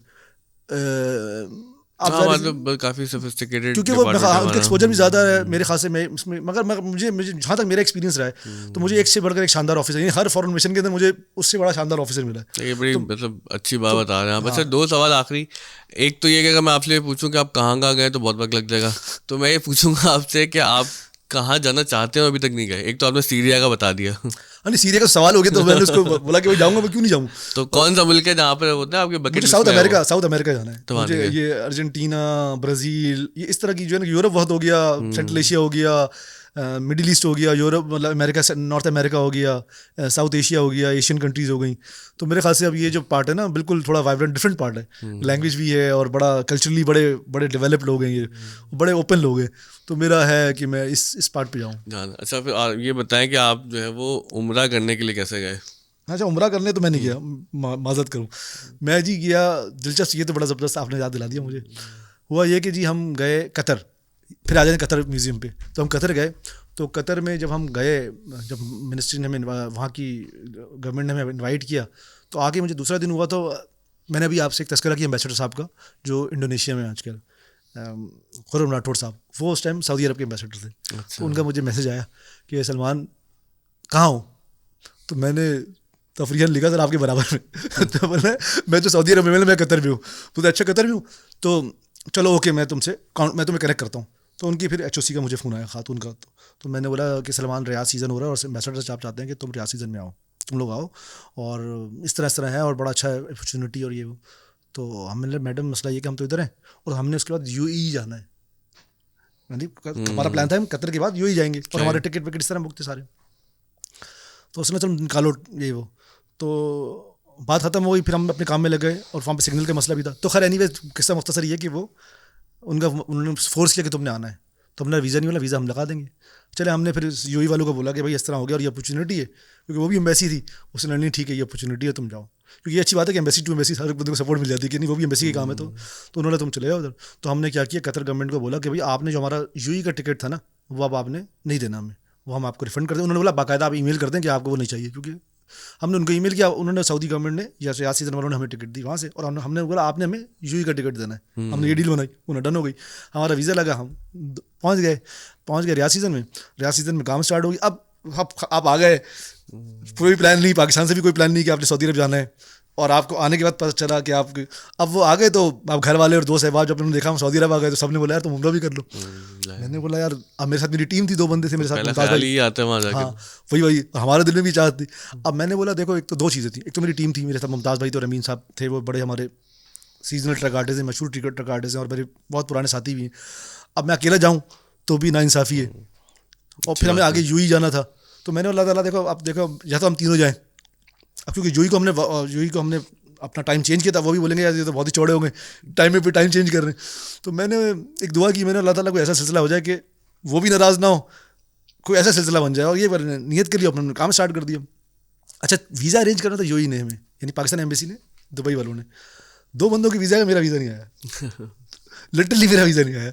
और अब हमारी फ़्लाइट, पहले तो हम काम कर रहे थे, हम बिजी थे, अब जब जैसे जैसे फ्लाइट टाइम करीब आता जा रहा, तो मैंने उनको बोला सर हमारा वीज़ा तो दें हम, ताकि मैं मुड़े। अब उन्होंने सलमान तो हमारा वीज़ा नहीं आ रहा, तो आप क्या करें? तो मैंने बोला ऐसा है कि मैडम इन दोनों को आप बुलाएं, मैं आपको बाद में ज्वाइन कर दूँ। तो उन्होंने आर यू श्योर? मैंने मैडम आप फिक्र ना करें, आप वो जो मैडम थी वो मिनिस्ट्री ऑफ इंफॉर्मेशन की थी, जो हमें डील कर रही थी।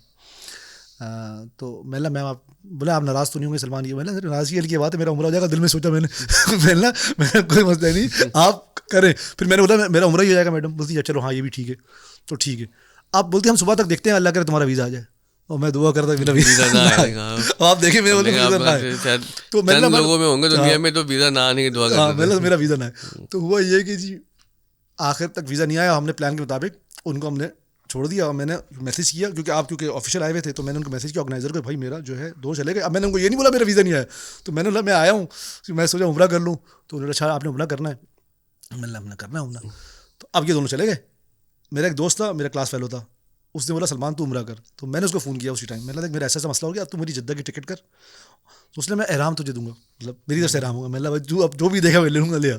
तो वो बेचारा मुझे लेने आया, हमने टिकट की, और मैंने फिर टिकट की जो कॉपी थी ना वो उनको ऑफिसर्स को भेज दी कि मेरी टिकट, और अब मैं मदीना से एग्जिट करूँगा। जो नहीं प्लान किया, मदीना से एग्जिट करूँगा, वापस क्यों आऊँगा जद्दा में। तो मैं जी पहुँचा उधर जद्दा, तो ऑर्गेनाइज़र ने बोला कि हम आपको पिक करेंगे वहाँ से एयरपोर्ट से। तो उन्होंने हमें पिक किया, उन्होंने होटल में ठहराया, और उन्होंने आप 7 बजे हम आपको उम्रा कराएंगे। मैं और किया भाई, और मेरा प्लान ये था कि मैं उतरूँगा, जैसे मैंने गूगल में देखा था कि आपने टैक्सी लिया मदीना चले जाएंगे, जैसे ना मक्का चले जाएंगे, वहाँ से आप उम्रा करके आप फिर मदीना चले जाएंगे, ये मेरा प्लान था। पर उन्होंने बोला नहीं हम आपको कराएंगे। तो हुआ ये कि मैं उधर रुक गया। तो वहाँ पे उन्होंने शाम में मेरे से शकील भाई लोग भी थे, कॉमेडियन शकील है ना, अच्छा, क्योंकि वो भी म्यूजिशियन, वो भी रियाज सीजन में आए थे, आपकी तस्वीर भी उनके साथ है। तो वो पूरा उनका शकील भाई, उनके भाई, और एक रैम्बो हैं वो थे, और मैं एक खातून थी नाम भूल गया, वो कॉमेडियन थी, ग्रुप भी था, मगर वो पहले जा चुके थे, उनसे हमारा ताल्लुक नहीं था। ट्रैवल अलग प्लान, उनका अलग था, क्योंकि वो अलग, हमारा अलग प्लान। हमें तो ऐसे जाना था, उनका था शेड्यूल में। तो मैं क्या किया, उसी होटल में ठहरा दिया जिसमें वो लोग ठहरे हुए थे। तो शकील भाई से वैसे तो मेरी उधर मुलाकात हुई। और शकील भाई के बारे में कहता हूँ मैं, शकील भाई जो है ना, बंदे जो है ना, ट्रैवल बेहतरीन इंसान है, क्योंकि मौला अली का कॉल है कि जब आप किसी का सफ़र करते हैं ना तो आपको पता चलता है। तो शकील भाई जितने आजिज़ इंसान हैं, ये मैंने उनके साथ सफ़र किया, लेकिन साथ हम साथ रहे। शकील भाई उनके भाई बेहतरीन इंसान थे, बड़ा मज़ा आया उनके साथ, और हमने बड़ा इन्जॉय किया। तो फिर वापस आते हैं, तो फिर हुआ ये कि जी मैं फिर दोपहर में हमें बोला कि हाँ शकील भाई इस होटल में रूम में, तो फिर हमारी बातचीत स्टार्ट हो गई, हमने खाना ना खाया। तो शकील ने बोला यार तो ऐसे करना, तो शकील भाई ने मुझे उम्रा की सारी ट्रेनिंग कराई, तो मैं ऐसे करना है वो करना है, क्योंकि शकील भाई उम्रा कर चुके थे। मैंने शकील भाई उस्ताद है, जो बोलेंगे करेंगे। तो फिर वो 7 बजे गाड़ी आई और हमने उम्रा किया। अच्छा, उम्रे का भी किस्सा सुनाऊँ, ये अल्लाह ताला मुझे माफ़ करे, उसमें कितने चक्कर लगाने होते हैं? 7 लगाने होते हैं। अब उन्होंने बोला कि 7 चक्कर लगाने, पूरा एक ऐसा होता है ना। तो मैं समझा कि ये अब माजरत मेरी कोताही है। मैंने नीयत ये की थी, अल्लाह ताला मैंने उम्रा कर रहा हूँ, जो मेरी गलतियों माफ़ करना, अगली दफ़ा मैं आऊँगा उम्रा तैयारी से आऊँगा। अभी तो मैं कर रहा हूँ, जो तू बख्शने वाला है, तू मेरी खताएं को कबूल करेगा। और तो मैंने ना 14 चक्कर लगाए उसके, तवाफ़ करने नहीं, तवाफ़ की नहीं, वो सही जो होता है, हाँ उसमें लोग कंफ्यूज हो जाते हैं, क्योंकि अब एक हो गया, वापस है 2 हो गया, फिर 3 हो गया, ऐसे 7, आपने वो 7 को 14 कर लिया। उन्होंने बोला कि किस तरह सामान 14 लाएंगे, तो में से एक ऐसे होगा और ऐसा होगा। अच्छा, आपने कहा यहाँ से वहाँ पहुंचे, सफा से मरवा गए, फिर मरवा सफा, तो आपने एक गिना उसको, मैंने ऐसे वो 2 हो जाते हैं, हो गया, मैंने एक गिना उसको। अच्छा, मैं बोला, वो मुझे आवाज़ें दे रहे हैं, मैं अपने, मैंने भाई अभी मुझे डिस्टर्ब नहीं करूँ। अच्छा, मैंने जब चक्कर मारे ना, तो मैंने मारे, पानी वानी पी के मैं आया तो सब बैठे हुए मेरे इंतजार कर रहे थे, बोले कितने हो गए? अच्छा उनको पता चल गया था कि इसने ज़्यादा लगा लिए, अब मुझे मजाक कर रहे हैं, और कितने चक्कर लगाए? मैंने 7 लगा लिए। बोले 7 कैसे लगाए? मैंने बोला ऐसे। बोला भाई तूने 14 लगा लिए। मैंने बोला अल्लाह माफ़ करने वाला है भाई। तो देखने वालों को इससे एक बात समझ आएगी कि जब आप सफ़ा मरवा पे जाएं तो सफ़ा से मरवा एक चक्कर है, मरवा से सफ़ा एक है, इस तरह आपको साथ करना, 14 नहीं करना। मैं तो गया था, मगर अल्लाह ताला अल्लाह कबूल करने वाला है, अल्लाह कबूल करने वाला है, और अल्लाह ताला माफ़ करने वाला है हमें, बिल्कुल नियत जानता है। और तो मेरे लिए भी लेसन था वो। तो खैर वो इंटेंशन तो मेरी सही थी ना जी। चले आपका वक्त ज़्यादा गुजर गया। हाँ। तो फिर हमने जी बड़े आराम से वो किया। उसके बाद फिर हम वापस आए तो हमें ऑर्गेनाइजर साहिबा ने कहा कि भाई ऐसा है कि खाना काबा को आप खिलाफ सिएंगे। अच्छा। मैंने बोला सर ये तो देखिए और पूछ। तो उसने वैसे तो ये शाही फरमान होता है और जो नाम पुराने लिखे हुए होते हैं, बट आप क्योंकि गेस्ट वैसी शाही गेस्ट हैं, क्योंकि आप स्टेट के गेस्ट हैं, तो आपको परमिशन मिल जाएगी, मैं करवा देती हूँ। मैं करवा दें। तो सुबह को फिर पिक करेंगे हम। सुबह फिर हम जी गए और हम जो खाना काबा की फैक्ट्री में जहाँ पे वो खाना काबा सीखता है, और आज जो है हमारा जो खाना काबा स्टिच हुआ वो लगा हुआ है, क्योंकि मैंने विजुअल देखी थी। जो इंचार्ज है ना, वो उस टाइम मैंने उसकी जब वो सेरेमनी में देखा था, तो वो उन्होंने सबको बाहर निकाला, उन्होंने दरवाजे बंद किए, उन्होंने पहले प्रेजेंटेशन चलाई, काबा पिलाया, पूरा बताया, बड़ा अच्छे तरीके से उन्होंने प्रोटोकॉल दिया, पूरी हिस्ट्री बताई कि ये खाना काबा का 79 का है जो आप इसके आप खड़े हुए हैं। फिर उन्होंने हमें स्टिच करने का मौका दिया, मैंने किया, और मैं इस गुनाहगार आदमी को अल्लाह ताला ने वो मौका भी दिया कि मैंने स्टिच किया, और वो जो आज हमारा जो खाना काबा का है वो लगा हुआ भी है। तो वो इस टाइम प्लेस हुआ हुआ है। फिर वो उन्होंने कहा कि अब हम आपको मदीना में की टिकट दे रहे हैं, अब आप यहाँ से मदीना का खुद देखेंगे। ना ठीक है। तो मैंने जी अपना हम मदीना निकले। शकील भाई का अलग होटल था, मेरा अलग होटल था, क्योंकि हमारी दोस्ती हो गई थी। तो मैं क्या किया, अपना चेक इन करके मैं फिर शकील भाई के पास आ गया। फिर हम वहाँ पे खाना वाना खाने गए, फिर शकील भाई के दोस्त आ गए, फिर हमें लेके गए मुख्तलिफ रिलीजियस प्लेसेस पे, मैंने उन्हें दिखाया, पूरी ज़ियारतें हमने करी। और हम मस्जिद नबवी के उधर ही थे, तो सुबह नमाज वमाज पढ़ते थे। अब मेरे 3-4 दिन गुजर गए थे, जन्नतुल बकी भी हो गया, हर चीज़ जो थी करीब करीब जितने भी जो प्लेसेस थी ज़ियारतें सब हो गई अल्हम्दुलिल्लाह। तो फिर हमने गूगल देख के जो हमारे पास लोगों ने मशवरे दिए, हमने वहाँ जाके सारी ज़ियारतें करी। तो अब मैंने, क्योंकि अब तो मेरी टीम का दुबई में थी, तो अब मैंने अपने एजेंट को फ़ोन किया, मैंने बोला ऐसा करो यार, तुम ना मदीना से मेरी टिकट बना दो कराची की। अब मैं फ्री हो गई, 4-5 दिन हो गए, 1-2 दिन और गुजार लेता हूँ, तो आप बना लो, तो तुम 3-4 दिन में देख लो। तो उसने बोला सलमान भाई परसों कल की टिकट आ रही है सुबह की 7 बजे की। मैंने यार सुबह हुआ नहीं जाना, इतनी जल्दी नहीं करो, अब क्या आपको जल्दी तो है नहीं, कोई पीछे कोई काम है नहीं, तो आराम से देख ले, दोपहर की कोई टिकट निकाल। तो उसने बोला इत्तेहाद एयरवेज जा रही है दोपहर में। मैंने ये ठीक है, परसों की। मैंने ये ठीक है। मैंने फ़ोन रखा है, मुझे काउंसिल एम्बेसी से फ़ोन आता है कि सलमान आपकी टीम जो है ना परसों अबू धाबी जा रही है, दुबई वाला काम ख़त्म हो गया। मैंने मैडम मेरा जो टिकट है ना, अच्छा मेरा टिकट कंफर्म हो गया, परसों जो है ना इत्तेहाद एयरलाइंस से मैं आ रहा हूँ कराची। तो बोला तुम करो दुबई अबू धाबी थोड़ी जाओ। अच्छा। तो आप ये देखें कि मेरा जब वीज़ा आया, जब मैंने टिकट बुक करा ली तो मेरा वीज़ा आया, और जो टीम का दुबई वाला काम ख़त्म हो गया, अबू धाबी आ गई, और मैं अबू धाबी पहुँचा हूँ। उन्होंने मुझे पिक किया, और हम मेरे दोस्त आ चुके थे साथी, मैं तो ठहरा, और हमने काम किया अबू धाबी का, और हम अबू धाबी का काम करके कराची आ गए। तो जो वीज़े जो था ना, पूरा प्रोसेस था, उसी पीरियड तक ब्लॉक था मेरा, जब मेरा आपकी हाजिरी लिखी हुई थी। और मैं एक पार्टी के अंदर काउंसिल जनरल से मिला कराची में, दुबई के काउंसिल जनरल से। तो मैंने उसको तस्करा किया, उसने यार तुम्हारे वीज़े के चक्कर में तुम कितने ख्वार। अच्छा, मतलब हमने अच्छा वो कराची वाले, तो क्योंकि ये इधर फ़ोन कर रहे होंगे, मैसेज करेंगे भाई इसका वीज़ा इशू। अब वो सिस्टम का एरर था, क्या था जो भी था, मुझे नहीं पता, मगर उसने यार तुम्हारा केस तो मुझे पता है, क्योंकि मुझे पड़ा दुबई से फ़ोन आ रहे थे। तो कहने का मकसद ये है कि अल्लाह ताला ने वसीले बनाता है। एक बड़ा मशहूर शेर है नात का कि जिसे चाह दर पे बुला लिया, जिसे चाह अपना बना लिया, ये बड़े करम के हैं फैसले, ये बड़े नसीब की बात है। ये पूरे रास्ते में ये शेर पढ़ता गया हूँ। ये पूरी जो मैं था ना, जब मैं दाने डालना था, क्या कहते हैं कबूतर को, तो मैंने यार मेरी तो औकात नहीं थी ना, मेरा प्लान था। एक तो अपना प्लान करके जाता है तो तैयारी से आता है ना। मुझे कराची से मैं उड़ा हूँ तो मेरा प्लान था, और मैं एक हफ्ते तक तो मेरा प्लान नहीं था। उसके बाद अचानक आपका प्लान बन गया, आप दुबई सऊदी अरब आ जाए, जब आपका प्लान नहीं था, और लास्ट मोमेंट में आपका प्लान बन जाता है कि आपने उम्रा करना है।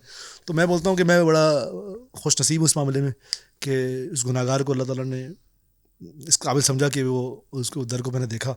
और मेरी ये है कि मैं अपने ख़ानदान के साथ जाके देखूंगा, और मैं बड़ी बाकायदगी के साथ जो है मैंने जो नीयत की है कि मैं आप सारे तरीके से जो जो जो मैंने स्किप कर दी है जो अपनी नादानी में, वो मैं करूँगा। तो मैं अल्लाह ताला कबूल करने वाला, अल्लाह ताला आपका सफ़र ये भी कबूल करे और आइंदा सफ़र भी कबूल करे।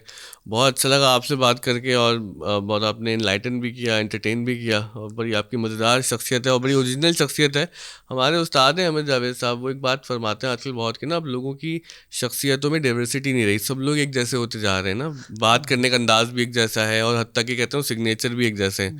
तो आपको देख के बड़ा अच्छा लगा कि आपकी अपनी बड़ी ओरिजिनल शख्सियत है कि जिसको आप भरपूर अंदाज से एक्सप्रेस करते हैं और कैरी करते हैं। इस पे आपको हम मुख्तसर ख़त्म करते हैं, क्योंकि मेरे पे ना मेरे दोस्त मेरी फैमिली पे तनकीद ये रहती है कि तुम यार बड़े बड़े लोगों से ऐसे ही मिलने चले जाते हो, मतलब ऐसे ही चले जाते हो, कोई तैयारी से नहीं जाते हो तुम, इतनी काउंसलर की पार्टीज में जाते हो, मुख्तलिफ जगह जाते हो तुम, बिल्कुल ही जैसे हो पहन के मतलब एक नॉर्मल टी शर्ट में भी चले जाऊंगा। मैं आपको एक बड़ा मजा करके सुनाता हूँ, ख़त्म करूँ तो एक पाकिस्तानी एम्बेसडर लगे, जनरल थे रिटायर्ड, वो कीनिया में लगे, अब तो खैर वो चले गए होंगे, पुरानी बात है। तो किसी इस्लामाबाद मेरे दोस्त ने मुझे कनेक्ट किया कि सलमान साहब ये ना भी रिटायर्ड हुए और उनको कीनिया की पोस्टिंग लगी, तो तुम्हें इनसे मिलना चाहिए। हमने उनको टेक्स्ट किया रेफरेंस से, उन्होंने टेक्स्ट का रिसीव किया और उन्होंने सलमान ऐसा करो तुम परसों मुझसे आके मिल लो, मैं इधर ठहरा हूँ सदर में, इनके वो था। मैंने ठीक है हम बात है कोई। अब मैं था अपने वर्कशॉप पे पजामे में था, उनका मैसेज आ गया सलमान मेरी इस मीटिंग कैसे लोगे तुम आ सकते हो? मैंने सर आ सकता हूँ। अब मैंने अपने को देखा, मतलब मैं आ सकता हूँ, मैं चला गया। अच्छा मैंने नॉक किया तो वो जो गार्ड था उसने बोला मैं ऐसे मिलने आया हूँ, उसने अंदर तो बुला लिया, ऊपर से लेके मुझे नीचे तक देखा, अच्छा ये जनरल से मिलने आया है और ये आया ऐसे कलर वाले लगे हुए और बिल्कुल पजामे में घूम रहा है। तो खैर एनीवेज, तो मैंने उनको मैसेज किया, उन्हें बात कराई, उन्होंने बेटा उनको तो अंदर बिठाओ। अच्छा जनरल साहब की बड़ी सी बात ये थी, वो आए और गले मिले मुझे डायरेक्ट, उन्होंने मेरा हुलिया नहीं देखा कि तुम क्या हो, और वो मेरे गले मिले और क्या कहते हैं उन्होंने बात की और वो हम जाना नहीं हो सका, मगर यह था कि और इसी तरीके से हम एक एयरपोर्ट का ब्रिज कर रहे थे और मैं ऐसी हालत में था, क्योंकि आप काम कर रहे थे तो फिर नॉर्मली होंगे ना आपको सूट बन के।